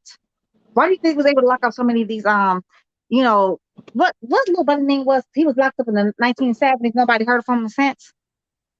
He was leading like his own little revolution. He was trying to lead his own little revolution thingy. He was finding his stuff through marijuana, like the sale of marijuana. I can't think of little buddy name, y'all. Y'all know what I'm talking about. What's little buddy damn name? Okay, Destiny. Uh-huh. I can't go down with this path with you because of what I work with, but all I will tell you is just look over a sovereign country or sovereign state and you'll understand what I'm saying, because I can't walk you down this legally. Hey, Miss Rachel, I know exactly what saying. Like, I've seen people actually try that shit too, though, and they've been shot for trying to do that sovereign stuff in sovereign land. And you know what? They've been murdered. And you know what happened? It came back. It was considered justifiable homicide. Like federal cops on federal land and all that stuff. Oh no, Miss Rachel, I know exactly what you're saying though. But that's what I'm trying to tell you though. It sounds good. It's a whole bunch of. It sounds really good, right? They tell you all that good shit. Oh, you can do this and that. No, ma'am. No, ma'am. It sounds good, but that's not what you're gonna do. Same thing like with what's the little buddy name was Noriega, right? Noriega is supposed to have like immunity and all that other good stuff, right? He was great. He started sharing that damn money. When all them drug dealers was smuggling all that money in, to Panama with Noriega, He stopped. Well, he got too big Well, for his britches, though. yeah, but no. He started. He stopped funneling that money back to good old America. America. Yeah. Oh yeah, it was time for him to go to jail. Yeah, it was time for him to be locked up. No, oh no, it was But time all for he the but CIA to. all you know It is was that time for goddamn the George CIA W. to take him Bush out. and goddamn Ronald Reagan. They was free. They was free as birds. They was free as birds. Noriega was all in that Iran Contra scandal too. He was. Yeah, he was all a part of that. All a part of it. It sounds good. So, okay, so all I have to say is that they govern themselves, and the Constitution recognizes as distinct governments. So I like I said, I'll just say my contracts do not allow me to further Hey, how y'all discussion. doing? Going for all that, Miss Rachel. You never got to even like you explain that stuff, lady. Hey, I totally respect you 100%. When I start getting tripped up, then you know that I can't talk further. can I speak on it? I'm that Miss Lady. Can I speak on it for a second? I'm sorry. Go ahead. My bad. I apologize. Yeah. I got you done. Yeah, yeah, it worked. Yeah, I got a little more energy with it. Did it work? Did you? Yeah, I'm back. Thank you. Yeah, thank you. Yeah, but also I want to speak on the reservations. I have nieces and nephews on a lot of these reservations. You have the Seminole tribe, you have the Miccosukee tribe, and all of these reservations are sovereign nations, right? They govern themselves. They hire their own police, fire departments. They have their own council. Say if an Indian was to come off the reservation and commit a crime, they can be arrested by regular police. Correct. Off the reservation, but if they make it back on the reservation, police has no jurisdiction to go out there and get them. It's like if you're in a different country and you run to your embassy, they can't get you. It's like the Roman Catholic and in Italy and the Romans and the Catholic, they have their own state in Italy. Okay, but mine was so much easier. I know. Why'd you make it confusing? He's talking about the Vatican, Miss Rachel. He's talking about the Vatican. Yeah, the Vatican. Yeah, they're their own. They're their own country now. Thank more you. confusing. I'm very confusing. That's what it is. At late night, and I'm drinking. Continue, Deacon. I have tips. I'm happy. What you say? I couldn't hear you. Eat chips and can go ahead and continue because Nonito's eating chips and went on to I don't know. Go ahead. So is if they ran off of Indian reservation on the border, right? So I'm thinking of borders, embassies, etc., and then they run back into their border. They can't arrest them within the sovereign nation, correct? But they can though. But they can. No, they cannot. Yes, they can though. They can definitely come on listen. Deacon. Listen. I'm telling you, I live. I am a stone's throw. I'm like what? I'm 15 minutes away from the reservation right now. Sir, they can. I got family, and I'm telling. No, listen. I'm being honest with you. Okay.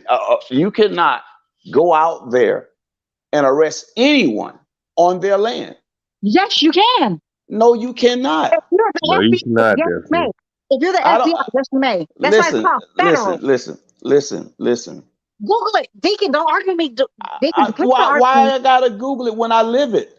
I lived. You know how long I lived on the reservation? And listen, I'm not jaw jacking. I'm telling you facts. Deacon, please Google it. Listen. I don't have to do that, man. I got family. Listen, man. Deacon, I'm begging to Google it. Y'all, anybody? I don't have to. I live this. Listen. Okay. I live this. Sir, I hear you. But Hey, Deacon, can I tell a story to her just real quick? Because there's a lot of reservations where I live at. You understand? Right.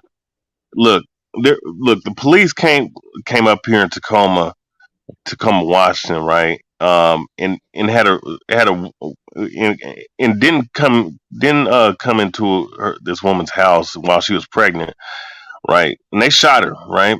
They Right. shot her, but uh, the thing is, because they weren't a part of that county, and because they weren't a part of that reservation, or even they were supposed to be stationed over there, they were in the wrong for doing that. The reason why is because that land is their land. And not only is that land is their land, they have their own rules. So you can't just, they had no business being over there. That's You right. understand? That was a big story that happened a couple years ago. Right. So that to me tells me that they don't have any old right just to come up in there and do what the fuck they want to do. That's They just that's don't. a fact. That's a fact. And let me tell you something. I'm gonna tell you It's not something. fair. It's not, Hold on, hold on, hold on. Let me that's let, let me let no, me that's how supposed to operate, but that's not how it goes though. no let me Okay, go tell you ahead. some. You Go got to be ahead. able to Go ahead. listen. You got to be able to Go listen. ahead. Listen. Wait, Okay, Deacon. I had a situation. I had a situation where I was coming off the res, right? And I was being chased off of the res because something happened. This is a few years back, right? But once I made it off the reservation, SPD had to turn around because they could not come outside of the reservation to arrest me. You get what I'm saying? So, and it's the same thing going in. Metro or what have you cannot go on the reservation on sovereign ground, which is federal ground. That's a fact. It is federal ground. But police cannot go out there and arrest anyone. SPD cannot come off the reservation and arrest anyone. I just said that though, Deacon. Deacon, I never said that the state. I just told you federal though. It's still Listen, considered federal. Deacon, I'm reading. I'm hold on. Let me Deacon, tell let me tell you. Let me tell Deacon, I'm about you. to read Let me it. tell you. Let me. Deacon, I'm about to read Hold it. on. I'm Hold about to on. read Hold it. on. Hold on. Let me tell you something. Let me tell you. I'm not done. Please. Can you listen? I'm not done. I'm about to read it to you straight from the federal But government. let me You're tell right. you. Let me Go please ahead. tell. Let me Go tell you. ahead. Go ahead. Go ahead, Deacon. Go ahead. When the feds come in, when it comes to the reservation, Mm-hmm. it would have to be a murder committed on those grounds. No. Man, I'm telling you facts, what I know. This ain't what I heard. Deacon, can I read it to you straight from the damn federal Okay. government for All themselves? right. Okay, I'm about to read it to you, right? Hold on. It says here, as a Read general rule, about Seminole Indians and Miccosukee Indians. I'm about to read it to you. I'm about to read it to you. As a general rule, state laws do not apply to Indian country. Facts. Instead, tribal and federal laws apply. Indian country is defined in a federal criminal statute. You're damn welcome, sir. I'm trying to tell, like, yo, I was actually a police officer. You're welcome. You're very Listen, welcome. I was a police listen. officer. You're not explaining anything that I didn't already just tell you. Okay, so can I that has nothing to do with nothing. Never mind. You didn't explain anything that I did not already tell you. Explain nothing. You're right. You're right. You need to get another headache. Listen, I'm telling you. Listen, the police cannot go out there and arrest anybody. And when the Fed, I'm talking about lived experience. Deacon, you're not listening to me. I never said nothing about state police. I've never said anything about state police. Listen, I said this is federal ground, right? And listen, you don't get a lot of murders on those reservations. So more than likely you don't have the feds. You do. It's never reported though. You do. You got a lot of murders on those federal grounds. You do. Do you know? No, hold on. I'm telling you, I am a part of these brothers. I've lived. Your county. That's not throughout the whole United States. You do. That's a fact. Now I'm telling you about Florida in reservations, right? Where I live, I can tell you about these ones. What I'm privy to. But you do have a lot throughout the United States, though. You're talking about where you live at. We're not talking about throughout the United States, sir. Wait. Okay. Go ahead. Let Richard talk. So, What I'm understanding is Deacon is explaining a state police or possibly a county or city police or even a highway Yeah, patrol. And you're explaining about a federal. that's Now, what I'm saying, Miss Rachel, the whole time. It's okay. different between No, them. but you didn't say anything different. What I'm saying is, it's listen, it's It's a big difference. It's a big difference between state and federal. It is. if you don't want to listen, then I ain't no sense. If you don't want to listen, you Let me gonna know what? always be right. You won't be heard. I okay. mean, you don't want to listen. I'm trying to tell you that's federal ground, right? And the only listen, the feds don't. You don't have the feds just roaming around out there. If a murder Yes, you occurred, do. then God Oh damn. my God. Yes, you do. Yes, you do. You know Oh, Like, what? you gonna tell me about where I live at? You can gonna we get? tell? Let, Yeah. Listen, I'm not giving you a lot of Okay, you're information right. on purpose, right? But Deacon, you're right. Deacon, you're right. I'm telling you You're what I right. know, not what I heard. Okay, you're right. Okay, Deacon, you're I'm right. telling you Thank what you, I Miss know, Rachel. not what I heard. Okay, Wait, Deacon, you're right. Go ahead, Miss okay. Rachel. you know what? Okay. New topic. What I'm saying is that the problem, okay, so let's go back to what we were talking about. The federal quote unquote mandate, right, for the drug test that we're talking about, Oscar Valdez being popped. The problem is there isn't a federal mandate for what is going to be XYZ. The mandate is on the USADA, the sanctionings, every single belt, and then every single state, and then you go back into this, the Nevada, WADA, USADA. Which one are you using? So this is like, I mean, just bringing it back because I again, I can't talk a lot on this, but if we're going to specify that Oscar Valdez had tested positive and it was illegal, okay, who was it illegal to? It's not federally illegal.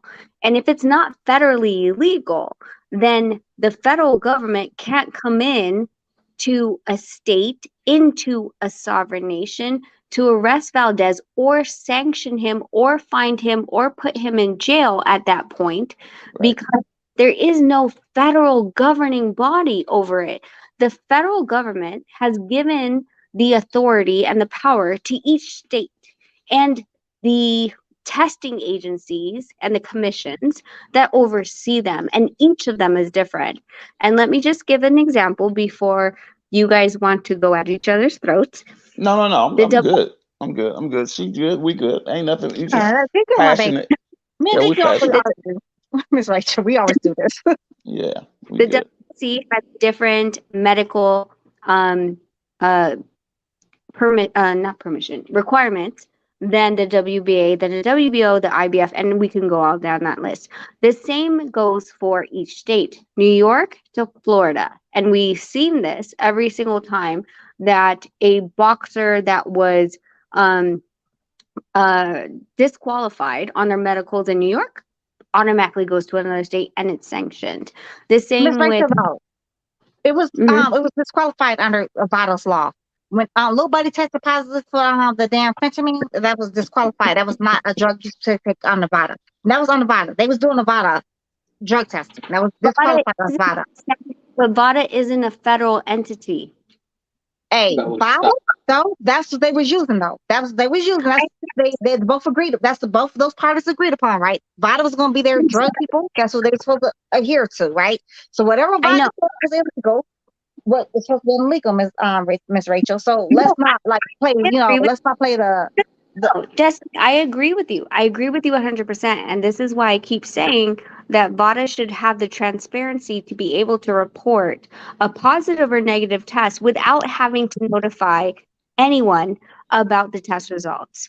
But the apparent contract that the promoters have with these quote unquote drug testing for fights only, being 12 to 8 weeks out from the fight, and then starting random drug testing, and then being able to control when the results come, and saying it's a third party that we're paying for. It's a service, quote unquote. Beyond all that stuff, like just say, like, you know what, the hell with all that. Would you want your husband fighting a man that was on fentanyl. No, if you pop it, if you're popping anything under Vada, you're by to me. I understand. I understand. Listen, So Destiny, let's I get understand all the everything that technicalities you're then. saying. No, The no. first thing is a no go. That's what it's supposed to be, right? It's supposed to be a no go, right? So let's not get into all the technicalities. We're gonna lose a lot of people behind that because there's a whole bunch of technical. We can always do technicalities all day, but if it's a no go, it's a no go. You don't want to. You don't want your husband's like nobody's doing like fentanyl, period, right? You don't give a damn if it's half a dose, a quarter of a dose, or the whole dose, right? Just it's a no, right? It's a no for you. Just Okay, see, yeah, just go fight. I here we go. Fuck, that's it. Like you can take all your fucking drugs or whatever. I don't give a fuck. I'll fight you Right, anyway. right. That's Let me say something to let me say something to what Destiny said. Right, check it. Do you know that fighters like Leonito get in the ring with fighters that go undetected with those same drugs, and they go in there and fight them? Yep. I've known a couple of people actually that I've fought who was in it, who was on it, and the people behind them was telling me what they were doing and all that stuff. But for me, I'm just, that's just how I am. That's just how I go. Yeah. And that's So trash. And it's yeah, trash. You shouldn't have to you deal. know, You should never have to deal with that. You're definitely putting you're your life right. on the line. You're right. And sometimes it ends bad, and sometimes they take a butt whooping, even with the stuff in their system. So sometimes I don't know. Maybe they need it for different reasons. They keep the stamina up. From what I hear and gather, a lot of times EPO, bro. it don't really help punching power. No. It definitely increases like stamina. It can definitely increase punching power too, though. It just depends on what you're taking. Yeah. I No, it don't know. depends on what I'm not that Deacon. good at. You sound to Deacon, be. it You depends seems to on. be. You have a lot more knowledge on this than I do. I just go by what I heard. Like, Hey, they don't really get a lot of benefit out of it. Just like it's like it turns them in somewhat of a machine Are you for talking its stamina goes. You know what I mean? steroids? Huh? We're talking about steroids. Like, just what are we Right. talking about? Which drug? Okay, Steroids. Period. Steroids. it's so Performance enhancing drugs. Period. Like it don't have Which to be I like don't. Which I steroids. really. I'm gonna shut up because I really don't. I'm not educated on that. I'm for real. So I well, just Deacon, have to shut up and listen to y'all. Deacon, Hey, it hey, depends on. but I'm gonna It bring does a little depend. humor. I'm gonna bring a little humor to the platform, Rachel and Danielle. A lot of guys. these dudes up here, Doing Okay, your microphone baby like is a terrible. lot of oh, these, Damn. a lot of these Ben, dudes up here, Yeah, the microphone is terrible, like baby. Destiny Black, they on steroids. They on Yo, you yo, know, Microphone is this terrible. why they going the way they going. Somebody yo, else said the microphone is terrible. Ben Israel, bro, you gotta fix your shit, my guy. you're really staticky, Ben Israel. You're really staticky. You sound like a You sound robot. yeah, you sound like a You, robot. you sound like a Decepticon ass. Like he Hey, underwater. He underwater doing the but robot and shit. why Looking at didn't I hear y'all mention one of the fights that may steal the show? Alicia Baumgartner. That's a fight I want to I see. don't know who that lady is. Never heard of her. Oh man, you gotta check her. No, Let's I've never heard of Oh, her. let's go Alicia back Bumper. to these, okay? So the thing is that it's not necessarily that you want to be on PDs during the performance, which Right. is the night of the fight. It's the fact that let's talk the preparation. And during Mhm. the preparation of a fight, you're going through downs and ups, and we're talking about recovery times being longer than they should, going back into the gym and not being able to lift as much because you're still sore from the night before, and not being able to build growth in a shorter amount of time.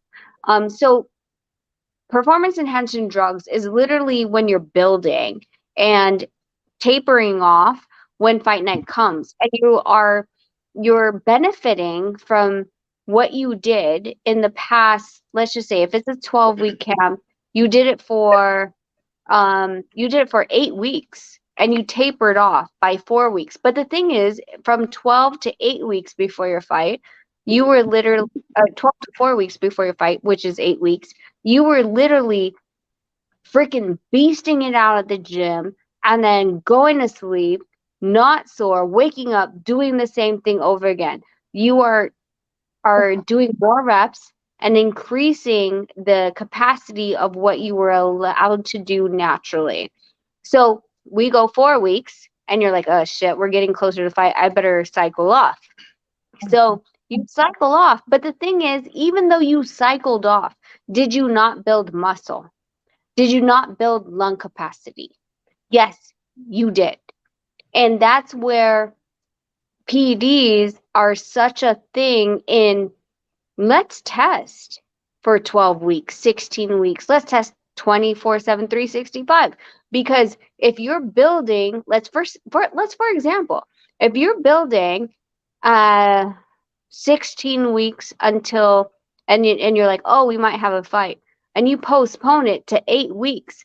That means you have 8 weeks of building this into your system, having an advantage of not having a day off or not having to do an ice bath or not having to do Tylenol, and then sustaining it throughout the camp. Because okay, well, now I'm 8 to 0 weeks. I have to sign the contract. And if I sign the contract, they could just come up anytime, anywhere. So I'm just not going to do that. But guess what? You are 20 leagues ahead of your opponent already because you didn't have a downtime. That's my whole point, though, Miss T. Like, Miss Rachel, I think like a lot of people, like they dismiss that part, though, like how dangerous that part is, though. Like, even like with something like they think as simple as like maybe a amphetamine or even like Adderall or Ritalin or Vyvanse, whatever case may be. The fact is, it gives you energy, right? It helps you focus. It helps you do all these kind of thingies. So you have like an advantage. So that means you're able to get on the weights longer. You're able to do more push-ups or more, crunches or whatever it is, ground longer, or whatever the case may be, whatever it is you're trying to do, you're able to do it. Benjamin is like it's definitely like a Adderall. Adderall, like But I suppress your heard appetite, helps everything you but focus. power. Huh? I heard everything from both of y'all but power. But that's Are what we I'm trying to talking say, Mr. Deacon. I'm sorry, Deacon, which drug are we talking about then? Can you be specific? No, I haven't quantified a drug or title or name or anything. I'm saying I'm listening to both of you guys who have more knowledge than I do on this subject matter, but I said I haven't heard from either of you anything about increasing punching power. That's about Wait, so okay. So Destiny is explaining about something about Oscar Valdez, which is a weight loss enhancing drug. But Donito's grabbing the phone from me because No, I just want to explain about the so let's say growth hormones and testosterone, right? The thing about all of that is it allows the person to heal fast. It's meaning that they can train and they can train again and then train again. So what happens is when you build all those muscles up together, you got weight on your arms, you got explosiveness, is because you keep constantly pushing your body to the limit that your body won't be able to sustain on a regular basis. But with the help of growth hormones and testosterone, you're able to heal faster. You recover faster, and you create more stamina, you create more strength and speed and all of that stuff. Is because you're using it to the max every single time. And that's the thing that people don't understand. And the biggest advantage of all of these drugs, ED, is because you're able to constantly push yourself to the limit where you could know where on a regular basis you don't know, you can't do any of that. like for example, let's talk about like a puncher versus a boxer, right? We see a puncher at this point like Canelo who is trying to land that big punch. You see the energy expenditure that is going through those punches, and it takes a lot of energy. But if you threw that same punch on PDs every single time, it's building these muscles, it's building your stamina that it doesn't tire your body out whenever you throw it. It's Well, not can I ask you and your husband a question? Of course. Okay. Do you guys remember and I need an honest answer to help me be able to navigate my way through these things so I can think better and process what I'm seeing when I see it. Do you guys remember when Canelo had a stamina problem, then all of a sudden it went away? And what do you attribute that to? We know what it was. Okay. Can you break that down and dissect it for us? I'm going to say that, and Nonito's not going to talk because he does Right. not. Miss Rachel, you shouldn't either. Miss Rachel, you shouldn't either. That's your husband's career. You shouldn't either. Okay, okay, we won't ask the hard questions. I'll take it Yeah, back. I can tell you though, as you know, doing pharmacy and did a medical for forever, Miss Rachel. I'm trying to, not trying to like put you in the limelight, but you already know damn well. Don't blackball yourselves. Don't do Okay, it. you know what? I apologize. I just wanted to know. I'm caught up into this. I'm talking to real people right now, right? And it's like I'm talking to my neighbors, and I got caught up. So maybe I'm talking to superstars, and I shouldn't be doing that. I apologize. Rachel, So, like you know, what I'm saying is, I was talking to human beings, and I got caught up. My bad. Oh, sorry. You still talking to human beings, but you already know how that operates, though. Sorry. Yeah. Come So on you now. know what? I apologize. It's 3:43 in the morning over here. And Miss Rachel, please don't answer that question. Please don't No, put you your don't have to. that kind of A lot of it situation. is hearsay and speculation. That part. You know, me, I wasn't there. I can speak on what I think it could be, and a lot of people can speak on what they think. You know, it could be a lot of things. You know, he got popped with something at one point. You know, and it could be He could have had a lot of sex and increased his testosterone. So we we're outside of the camp and we do not have first-hand knowledge. Yeah, I right. cannot definitively answer your question in in the most respectful Yeah, way. she's I all being appreciate all it. What is your lawyered up. next question? Well, That's pretty here's my. Oh my bad. I can't like so if somebody asks me about fights and this fighter and this and that, if I don't know the fighter enough, I'm not gonna say anything about it. I'll talk about the other person that I know, you know, and how they fight and all of that stuff. But literally, I can't. You know, it's all speculation. I don't like to go in speculation unless I do Right. know proof and all that stuff. And I'll kind of go with it. You know. Yeah. Well, here's my question, right? And that's very understandable from y'all's perspective, and you know, question though, as far as you know, Ryan, before them. you sing, Okay. Mm-hmm. I missed you. Oh. You've been missing. Yeah, I have been missing. But I'm sorry, go ahead. I just wanted to say that because we got into some stuff and I didn't get to welcome you. I miss you so much on these channels and giving your knowledge as well. So go ahead, Oh continue. no. Oh no. Feelings mutual, man. I love when y'all come on and drop the knowledge on us. You know. Question though would be though, like because you know we know about the cycling off, right? Like he was explaining, but my thing is with the so-called drug testing, you know, my whole thing is like it's easy to talk about Canelo Alvarez and people that have supposedly been caught. You know, for me, you know, to me it's an epidemic throughout, you know, combat sports in general. Oh, right. You know, sports in general. You know, just from some of the stuff that guys have came out with that has been shoved, you know, completely into the dark. You know, with boxing is no different. Especially when you have certain people like you know Canelo Alvarez, you know the many were guys that have been caught. It's easy to point the finger at them, but but the people that you can point fingers at, you know what I'm saying, like people that are not as how should I say, you know, you're not going to be like, oh, so and so because either you like that fighter or he doesn't look like a guy that so called doesn't take steroids or take performance enhancers, but it's really an epidemic. And my thing is, with people trying to catch these people, right? If you have no proof of that, you cannot say like, you know what, you cannot point to somebody else having like, there's no proof that their past title, nothing else that ever came out. It's only Well, speculation. You well, got that's definitely. I'm gonna tell you something based off of other fighters and based off of other Yeah. athletes, what they've sir, said. sir, I'm just going off. I'm just but going there's off of what no other fighters and what evidence. other athletes and There's no what I've evidence. seen in the If gym there's no evidence, myself.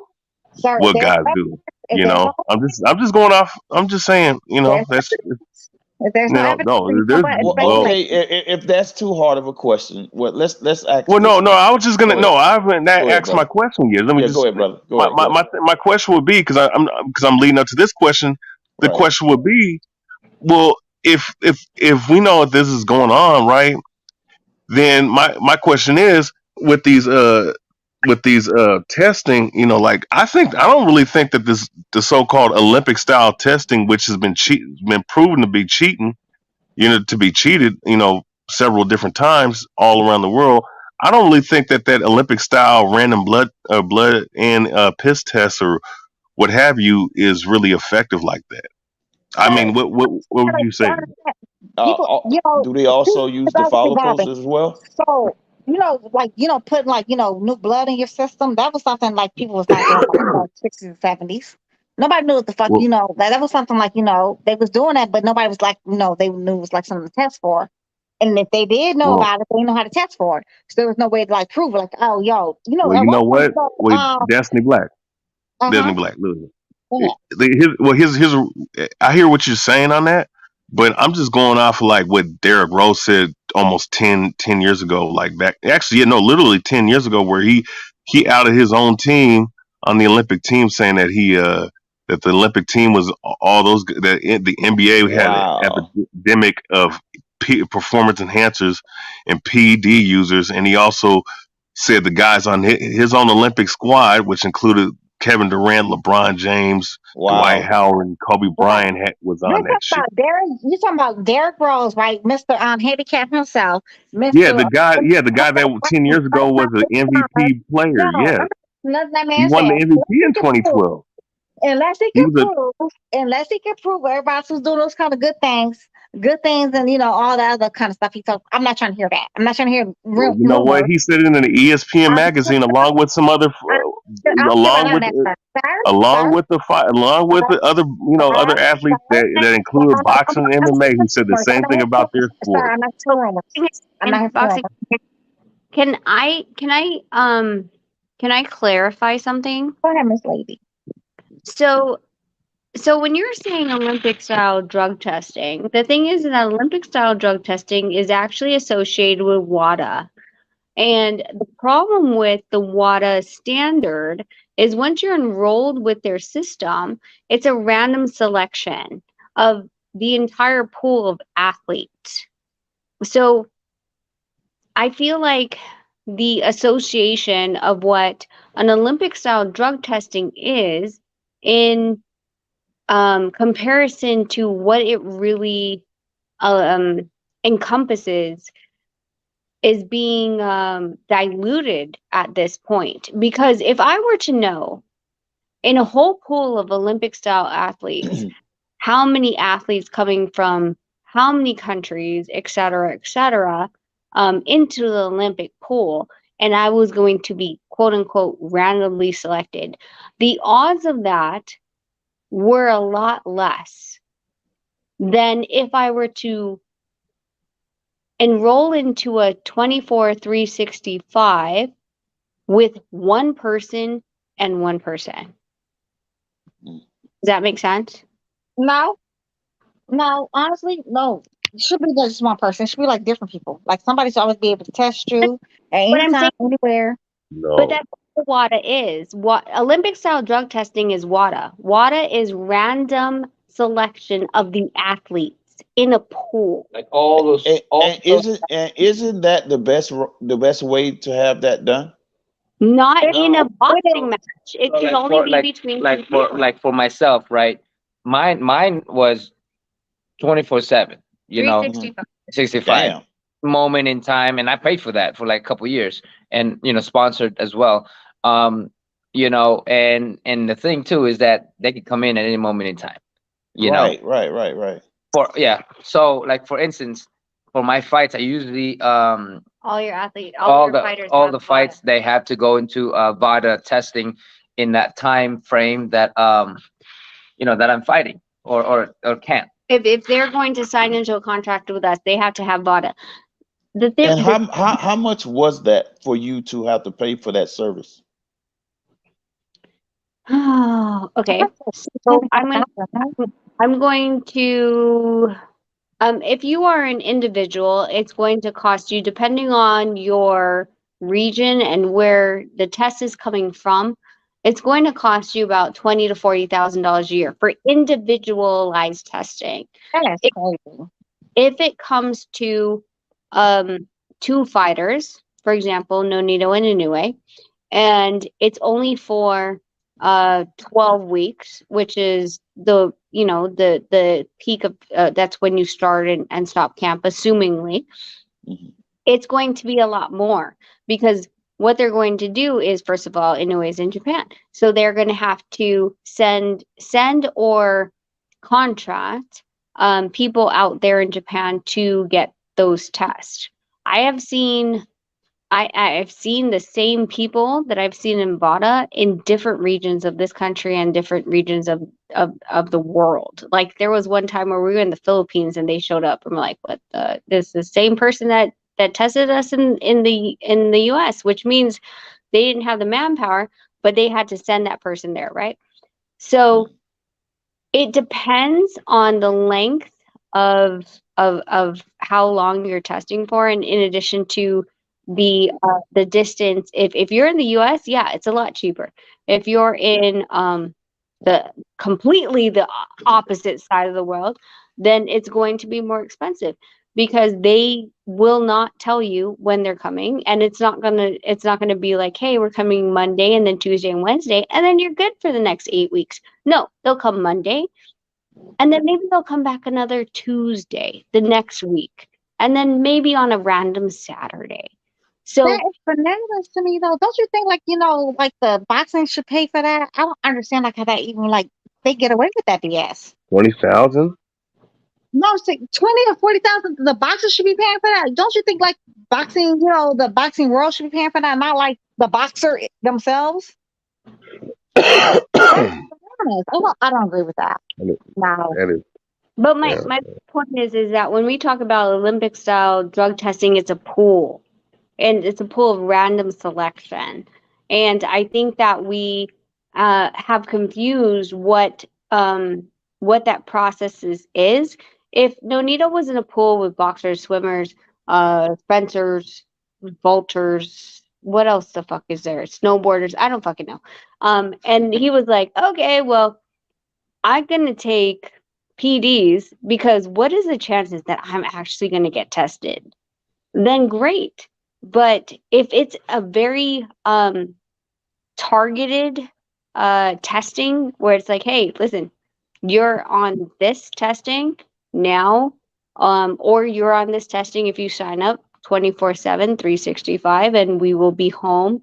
We will be waiting at your front door when you thought you were just having a nice dinner with your kids and you're late to your check-in to where you're supposed to be, which has happened to us a couple number of times. Then they'll be there. They'll be watching. Okay, so can we elevate a different question? About, I want to stick with Canelo for a second here. What do you guys think of Canelo and his choosing of his opponents, and who do you guys think that he should be fighting next out of the top guys, like Benavidez or Charlo or Boo Andre, the guy at 175, the monster, what's his name? Benavidez. What is his name? I can't pronounce his name. What is his? Better be. That's it. Yeah. So what say you guys? So as a manager, trying to recoup. Let's pretend that we're just dealing from not the last fight, not the Triple G fight, but the one before that. I would suggest in all aspects to invoke the rematch clause. The reason being that I would say that, first of all, you're not running from whatever you did, whatever happened. What if you were partying or golfing, whatever it did, like you, the next fight you are going to be 150 to 200%. So let's prove that, right? Because this guy beat you. Second, the reason I would not veer away from that fight is because the rematch clause is only good for the next fight. Meaning so that if you decide to not invoke your rematch clause within a certain time period, usually 90 days, then all bets are off. And unfortunately for Bivol, his purse, as far as I understand, was 2.5. But let's just make it 5 million. Let's just make it 5 million for argument's sake. He made 5 million, and Canelo walked away with 40 plus. All right. Ooh. And as a manager, I'm going to say, okay, well, the rematch clause says that we can have that fight at the same rate, and he's going to get 5, and you can still get your 40. Well, without invoking the rematch clause, that means now I have to negotiate with the motherfucker that I beat that beat me, and I have to give more. So as a manager, it's not a good business decision for me to walk away from a guaranteed rematch and the minimum of what Bivol was going to contractually take at that point in time. But that's, I mean, Nonito probably will say, what would you say? What are you going to say? What? Would you take the Bivol rematch, or what was his path after that loss for you? I mean, to build himself back up, that's it. So you would have taken For the me, triple. I would have went back and fight. You know me, I'll Okay, fight. so Nonito's is But the same, but the smarter fighter would go in and create a fight that, you know, will get him that confidence and still get big money in the same place. You don't want to go in, you know, like you want to be But Bivol could come back and say, I want 30 million. There's no. But Bivol don't got nothing on that. It's Canelo's choice. Here's your win over you. I mean, yeah, I mean, come on. I mean, at some point, common sense has to kick in here. This guy, I asked that question for a reason. I'm trying to get to the gist of this guy's character. Where does his character lies in not taking a rematch, not taking the tough fights? I want us to be realistic. Where do this guy stand? What does he stand in the boxing world? Is it? I mean, come on. I don't know. I don't want to put words in you guys' mouth, but let's have a real conversation about the character flaws and what it takes to be a real true champion, like a Lolito Donaire, who ducks no smoke. Right? For once, it would be like me going up to 130, right? And I lose to somebody 130, and then I have a rematch clause, but then I don't really feel that confident, or I don't feel like I fit in that weight class. You know, you got to be smart when it comes down to that. But I mean, knowing me, I'm just that type of person who'll go out there and be stupid, you know. But for him, you know, he has to really feel how he felt going into that fight. You know what I'm saying? Like, if he felt that was too much for him, I mean, that's on him. You know what I'm saying? Wait, can I stop you right there, please? Listen. That, to me, that's not an excuse, because you said that you was going I'm talking about Canelo. He said this. I'm going after the toughest guy at 175. And I'm going at the most dangerous guy at 175, which was Kovalev, which was a depleted fighter when he fought him. He fought him at all type of disadvantages, but he sold that illusion to the public. So you won the title. So there's no excuse for you not taking the, you know what I'm saying? No, that's coming from him. then No, as a yeah, I fighter, don't mean you, as but a you get fighter, what I'm saying. unless he comes in and say, you know what, I made a mistake and that's too big for me, right? But coming in from what you had said and stated, then that's definitely a fight that he has to take. And He let me has to take it. and Deacon, let me just throw a little salt in the game, right? And Go ahead. it's fun because Nonito gives a different perspective than I do because I'm the one that's looking at like all the moving parts. Right. And so let's pretend like this contract at 40 million minimum, right? Usually contracts will give you a grace. They'll be like, one loss, still keep your minimum. Second loss in a row, we get to deduct you down to 50% of your minimum guarantee. And that's gracious. Let me tell you, that is gracious. So the risk versus the reward, in his mind, as a management perspective, if that was something, because I've seen it in the lowest of the low of, I'm saying lowest of the low as far as fight experience. So 2-0. And they're like, okay, so if you become a world champion, we get a +3 on the black, and we'll guarantee you this minimum. But if you lose while you're a world champion, you go back to your minimum. So you're going from 5,000, 10,000 to 250. And I'm saying this because I've seen these 250 for a world champion. But if you lose your world championship at any point, you go back to your minimum. Guess what your fucking minimum was? 5,000. You still owe us a +3 on the back because you became a world champion under us. So I do not know what his contract is. I'm just looking at what I've seen in the game and the traps that they can set where it moves you in a certain type of way where fuck, okay, no, I can beat Bivol. No, bro, can you really? Because you're going to cost us 20 grand from here on out if you don't. And then it becomes a pressure, right? Because it's not just you making that decision. It's your management and whoever's around you that's saying, dude, I don't know. We have 90 days to make this decision. And then they usually give you +6 to make the rematch. I don't know if we can make that adjustment at that time. Why don't we just go with our guarantee? We know we could beat Triple G. We know we'll make 40 million.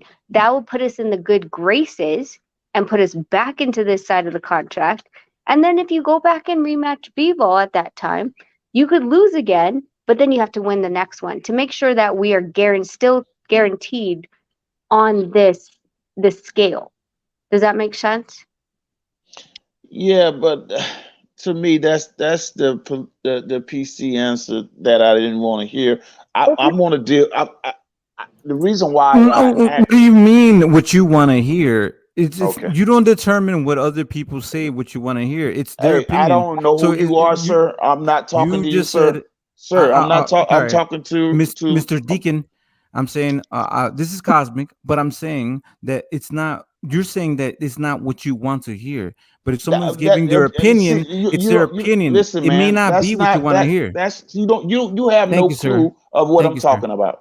You have That's no all. clue what I'm talking about. Like I said, Lenito, and to your wife, I was talking about what it takes to be a champion like you, sir, who ducks no smoke, right? Who okay, Yes, sir. take Lennox Lewis, right? Lost twice. What did he do? He went back as a true champion, revenged those losses. Revenged them, right?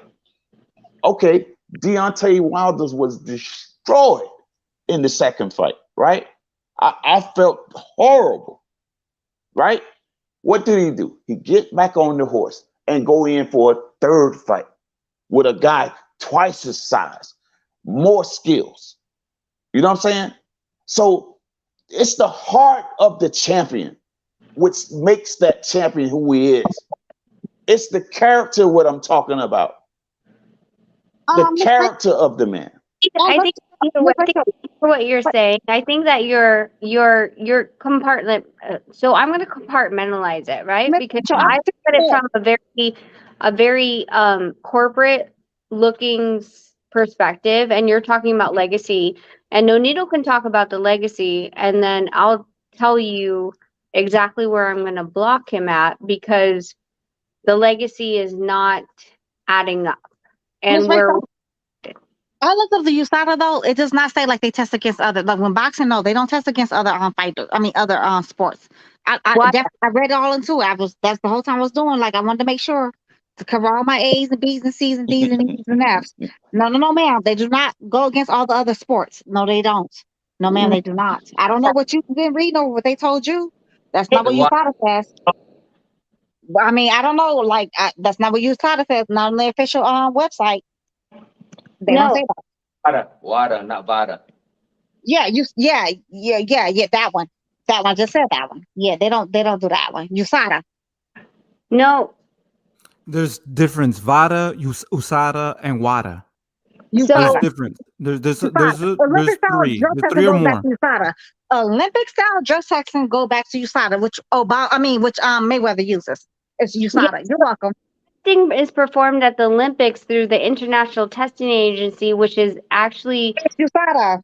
WADA. No, it's through WADA. That's the world. Oh, okay. But they use USADA here in America. Literally, why they put the W in front of it? World. Okay, but I said USADA. I say USADA. And USADA does not. Yeah, that's what a Mayweather and everybody else. That's Olympic style drug testing here in good old America. I don't know about no WADA. That's what they said. Olympic style drug testing went back to USADA. Okay, I don't want to get thrown off though about that Canelo.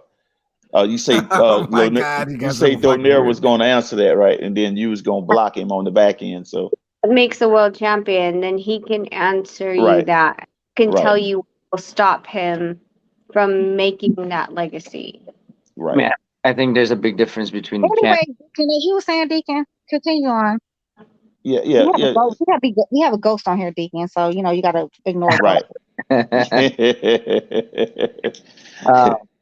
I think a real true fighter will will go out there without any excuse, like an old school fighter. But again, everybody's different in the way they look at life and the way they look at things. People go out there and try to make money. They go out there trying to squeeze every penny of everything for every fight.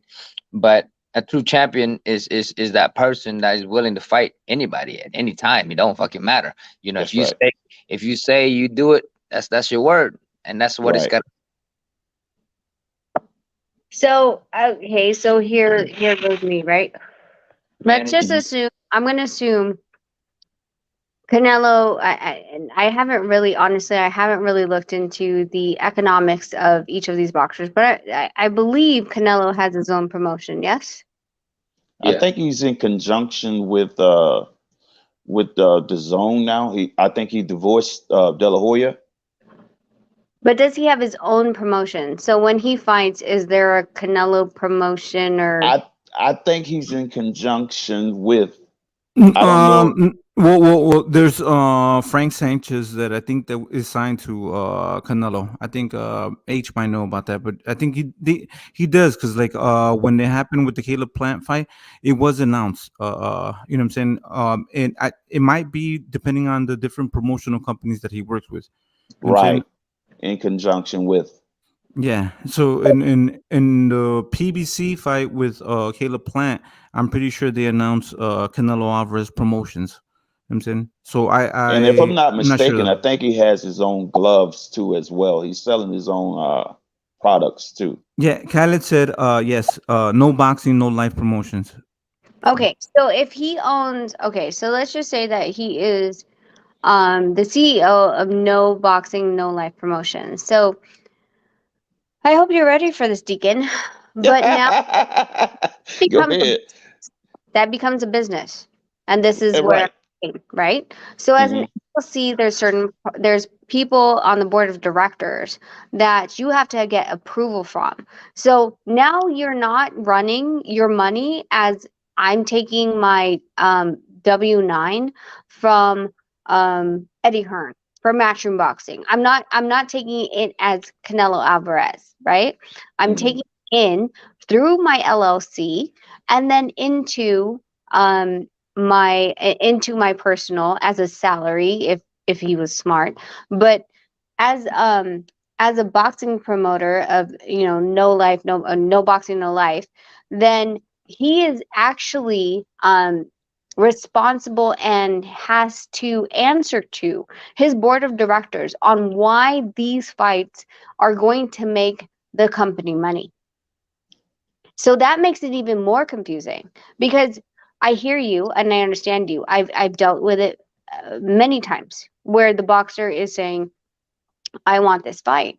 And the company, because you're using them as a shield, as a promoter, and then and if you're using them, they're going to say that's not a smart business decision based on this and this and this and that. We're not going to take that risk because the money on the line, if you're going to risk $20 million and you are not super 100% that you could beat Bivol and we are going to tank $20 million, that's not okay for the company. Right. And And also, okay, I just want to make sure you was done before I speak.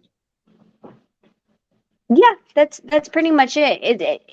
It's a catch-22. I think H's channel has touched on this numerous times. Like, oh well, this guy's their own promoter. This guy's their own promoter. When you do have your own promoter, or you are your own promoter, depending on your operations agreement, and who you put in the seats of your board of directors, you can be fucking overturned. And you are a talent of your own promotion. Right. So Yeah, it's basically up to like the fighter. Like he doesn't owe anything and no allegiance to anybody. You know what I'm saying? No allegiance to any of these promoters, so he decides what he wants to do. Okay. And also, the contract that he had with the Zone, I forgot how many fights that he was contractually obligated to, but they was not getting the bang for the buck, right? He was fighting too many Rocky Fieldings, right? So they say either you're gonna have to fight the likes of Demetrius Andre, who we have on our roster no longer, but at the time they did, but he didn't want those fights. So Can you come in with this narrative again? Come on, man. We shut the shit down a long time ago. Go ahead, though. Go ahead, Deacon. Let's hear the sob story again. Yeah, you mind your business. Anyways, Deacon, continue on. I don't. As I was okay, you know what? Deacon, continue on, please do. Right. Please don't. Right. So other fools. Yeah. So all I'm saying is that they my God. Well, let's talk about in the same vein, right? And because you're talking about the business of it, what would be keeping the deal going through with Terrence Crawford and Earl Spence? What behind the scenes from you having knowledge dealing with these type of contracts and what is your what do you attribute to the holdup on this fight going across the line?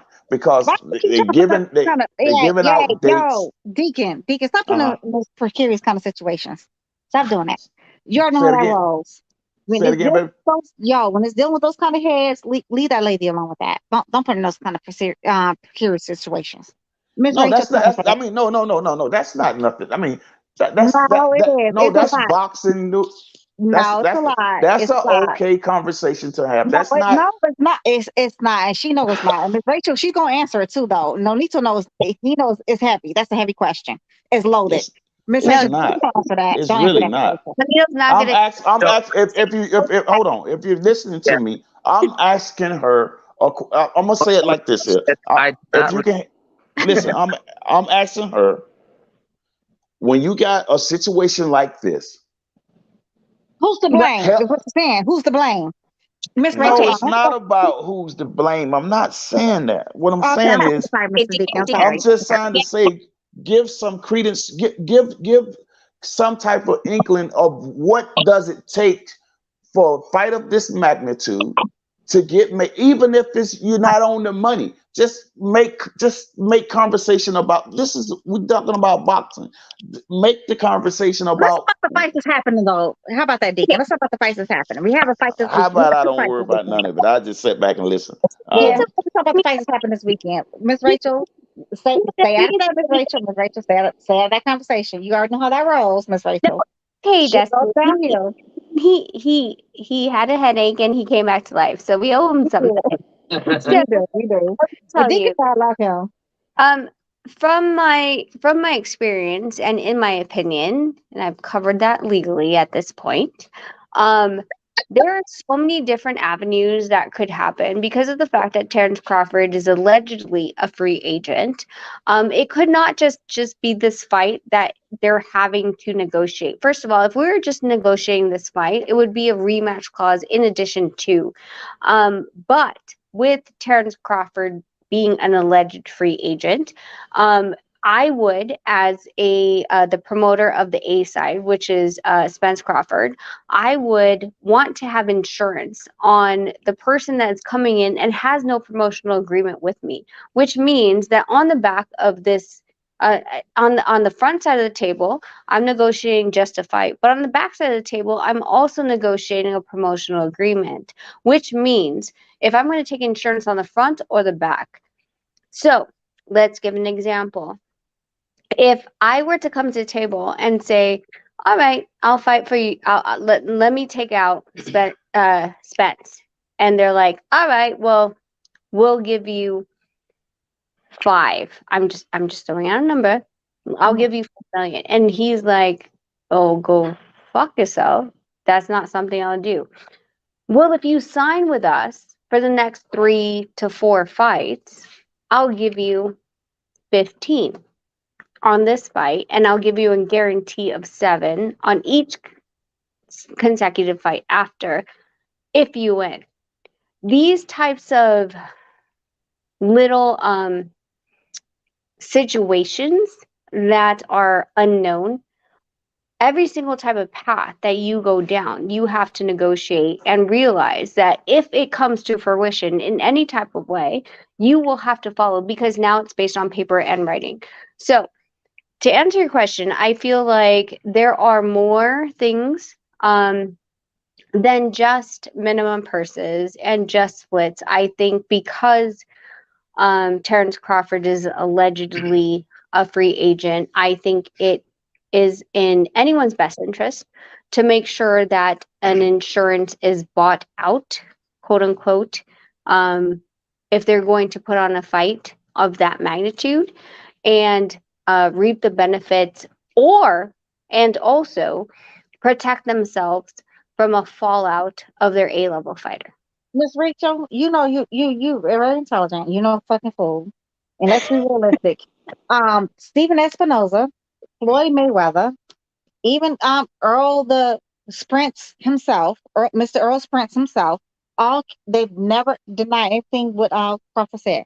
Crawford already conceded to 65-35. He's already conceded to whatever little buddy wants. He can have it. He's already conceded. Nobody's ever came at Stephen Espinoza to include Stephen Espinoza, to include Floyd Mayweather, to include the Sprints himself, Mr. Flounder. He's still looking for goddamn Little Mermaid. Yeah, they never came out and said anything. Bud said it's a lie. So Bud said whatever little buddy wants, he can get it. All he wants to do is get a ring and like give little buddy, a quick ass whooping or whatever, or take a quick ass whooping. He's so confident in his skills, he's ready to get in that ring. Somebody's been ducking and running and moving and maneuvering. Somebody's a sprinter. Somebody's a running day track star. Somebody's not. I understand what you're saying, Destiny, and we're on the same team. I'm totally, Team Crawford, and I know IB will probably light up the chats at this point. But the point is that, I can't single out who is holding this up as far as But ain't Ain't say nobody said Buddy's lying. Ain't nobody said, they used to come out and say, hey, yo, little buddy's lying. Ain't nobody said that one. I just wanted to get to some questions about that I want to ask her, that I want to lead into, to hear what she had to say about it, because she's, to me, a boxing insider. It don't have to be accurate, but just a conversation, right? What you think about Crawford saying that he's willing to take no guarantees, and also he would just want transparency about the I mean, net. go So ahead. I think so he wants the net profit. Right. I think that you would have to be within the company before, because I've been on the company side where I've built and then we've commissioned out, right?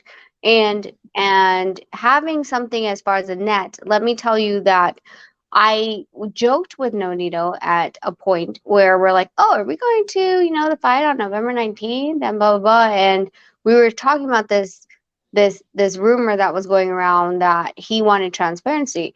And I looked at Nonito, I was like, is he going to approve our ticket? Because guess what? The transparency actually goes down into the breakdown of who is getting free tickets and why. Where are the rooms going? And the thing is that when it comes to profit and loss margin for a lot of businesses, there are things, including marketing, that will be end of day, will be at the end of the month, possibly end of 2 months to 3 months, calculated after that point. So you can't say, I want to see what your books are. You're not part of the company. And at that point, all you have to, like, if you're going to say, okay, I just want to do X. Okay. So let's play devil's advocate. And they're like, well, we want to do pay-per-view 60/40 or whatever from number one. And what I mean by number one is I don't have to make a threshold. Okay. So from the household number one that sells a pay-per-view, then I get paid. That makes sense. I get it. Understand, and this is what a lot of boxing fans do not understand. Even getting paid from number one, if number one did not get the stream for whatever reason, their internet cut out, the stream was choppy, they file a report, they want a refund, because those instances are still backlogged in their accounting for 3 to 6 months after the event. So that is it's a very risky move. And asking a company that you are not within exposes them to liability for future fights, because now you know what they spend on a fight, who they spend it on, why they spend it on, and what you quote unquote believe should not be spent on, which is none of your damn concern. No, Miss Rachel, that's no, Miss Rachel. Now good and daggone well. Now that was your husband fighting out But what there. she just If you don't said, have no, wait, let me finish. If y'all don't have no guarantee money, right? And you're trying to figure out, like, they're trying to tell you, like, okay, so you're gonna get 65-35, right? No guarantee money. No And guarantee. you're telling me, like, you know what? Out of the 65-35, yo, we only made $1 million. So at that 65-35, you're gonna get 35% of that $1 million. Miss Rachel, stop it. Stop it. Stop the madness, Miss Rachel. no, but what she just said, You want to see that breakdown. You're gonna want to see that breakdown. So why don't know getting no, no, but let me speak to what she just said. You're gonna tell somebody in the business industry to stop it? You need to stop it.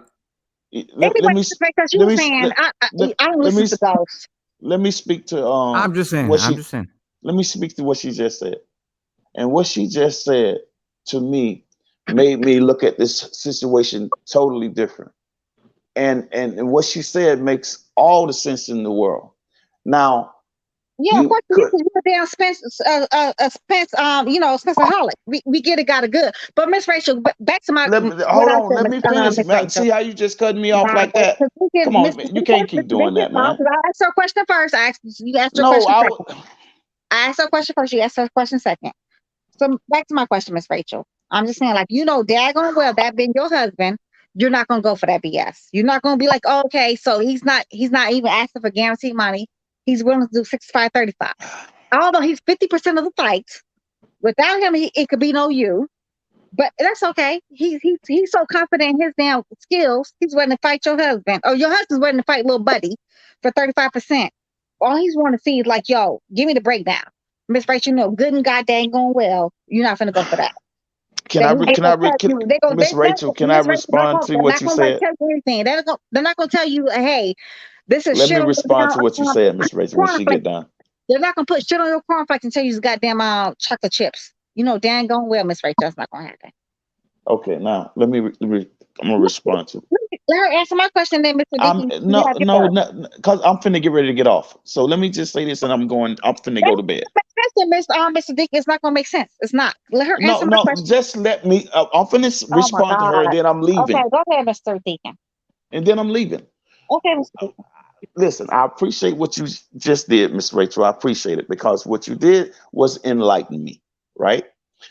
When you said what you said, listen, if this man is not a part of my company, and because he want to do business with one of my employees, he wants to come in-house and have a look at my books, which could open me up for all types of liability.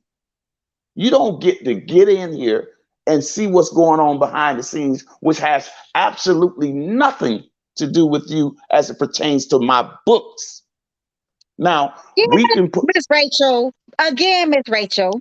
Back anyway. to what I Hey was saying. man, When he was I trying to say love it's totally y'all. different. Peace and love. I catch y'all on the Mr. next Deacon, one. Mr. Deacon, no, sir. You're definitely like you're trying to do like that whole Deacon thing. No, I'm finna let y'all have it. I gotta go to bed. Sir, we're not in church. We're not in church, sir. Take that shit to No, I'm church. not. I said I We're not love in church. Take y'all. that shit to church because it's the same thing. That's not the exact same thing. It's not the same thing because you know why? This man's his own business. He's his own Okay. damn business, and Okay. actually, they can You're have absolutely business right without about little buddy. everything you saying, and They I can have apologize to no you. business. There will be no business without little buddy. It's a totally Right. different. It's a You're different. right. Hey, Thank Deacon, you. Yeah, moving on. see why Go, you were go married. ahead, Miss Rachel. What Miss Rachel, say, go ahead. little Miss dude? I Rachel, couldn't go hear ahead, you. Miss Rachel. No, I said this. I can see What you why at, you Miss married Rachel? for As you 30 were years. saying, Miss Rachel, I don't entertain ghosts. Miss Rachel, as you were saying. But you talking straight through the brother. I couldn't hear a word he said.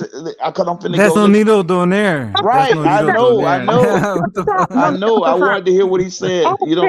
I thought that was the ghost. Go ahead. Go ahead.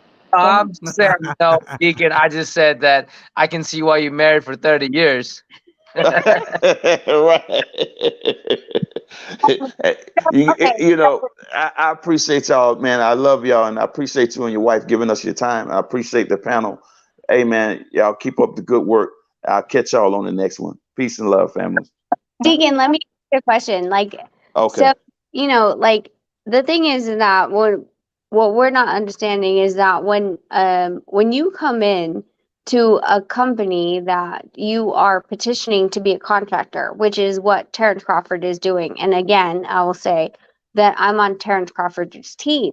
But at the Right. same time, if you are going to nitpick and start to dissect what I'm paying, which is what will be in the net, my people, on my photographers, my assistants, the people that are running the show, what I'm paying them, blah, blah, blah, blah. And then you come in and say, well, first of all, you should be cutting this and that, because that's what net is. Right.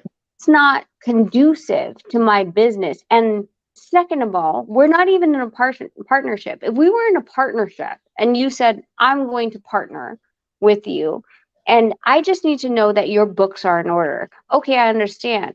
But if you're not a partner with me and you just want to see it just for fuck's sake, and these are salaries that have been contracted and you do not agree with that, There's nothing to stop you from going to the press and saying, "Hey, so what they're doing is that they're paying. Do you understand how much they're paying their announcer?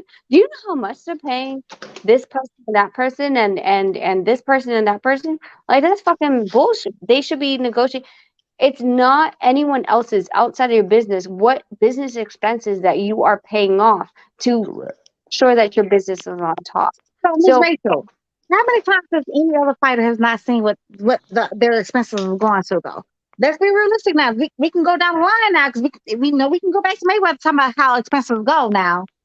yeah, We can go down the line, Ms. Rachel. You know everybody want to know how the expenses is going. How their money that they're supposed to be making is going. Because especially somebody's willing to take 65-35 with no guarantee. You already know how that's gonna go. So yeah, Miss Rachel, go ahead. they Continue. never open up the book. They never open up the books. They don't ever cook the books in boxing? No, they never required a co-promoter to open up the books to co-promote. Mayweather's never required that. Are you sure? He's never required that, especially with Bob Arum, that with Pacquiao and Bob Arum. Are you sure? Sure, Bob Arum never opened his goddamn books. I will tell you goddamn that much. Mayweather I and Bob mean, Arum, and that when they had the Pacquiao fight, No, that that's how Mayweather was able to make what was it like $300 million, whatever it was. It was something ridiculous. He made with nobody. You can only open the books if you're the Anyway, that's back IRS. to right, because Then not. that I'm not that that talking will the, about. open him you up can to I'm not all talking you Miss types can of Rachel. Miss Rachel, liabilities. no Nico. Miss He Rachel, could no have Nico. Listening. skeletons in his closet. He could have skeletons in his closet that he needs no one outside of his immediate need to know having that type of information. for That's example, not true though. You do business with somebody, especially on that kind of level of business. Sir, you're making that like You $billion. don't run business like that where anybody When you're willy making a nilly can just look sir, through your books. It don't go like sir, that. when you have like a multi-billion-dollar fight or whatever, sir, you're gonna definitely want to know the breakdown. Because I'm investing in a fight, it doesn't mean I'm gonna open up my books. Okay, Like, you know I what? good We're mean, not talking about the whole book. We're talking about the whole book. We're talking about for the fight. We're not talking about your whole books. I'm not interested who you fought like last week or the week before or when anything. I'm he talking about said, this fight. listen, when I thought about it. When he said, when Terrence Crawford asked that question, that sounded to me Hey, you above don't his pay grade. even ask No, that listen, question. that sounded to me wait, like he, We don't did want you to answer that question though. That was rumored. yeah, If wait, he wait, did ask that question, he had yeah. every right. Hold on, let me hear what she got to say, Destiny. Go ahead. What? okay. Even if it's just from this starting point on, you have no right to know what I'm paying my employees. That's number Right. one. Okay? Number two, Mayweather versus Pacquiao. Let all us please remember that it was every fucking where. Top Rank put on their stream, and Mayweather Promotions put on their stream. Showtime versus I don't remember who the fuck Top Rank had. It was HBO. okay, so it's HBO. So Top Rank was promoting HBO, trying to get their money off the HBO. Showtime was doing their Due diligence. they were competing against each other, but at no time was either party saying this is what we're spending on this budget. They were competing against each other, not just in the ring, but outside Miss the ring. Rachel, they did. Don't Miss Rachel, they did. That's what that was the whole. That was the very first argument between them two. That was the very first reason why the fight was taking so long because of they was trying to figure out like who's going to spend what.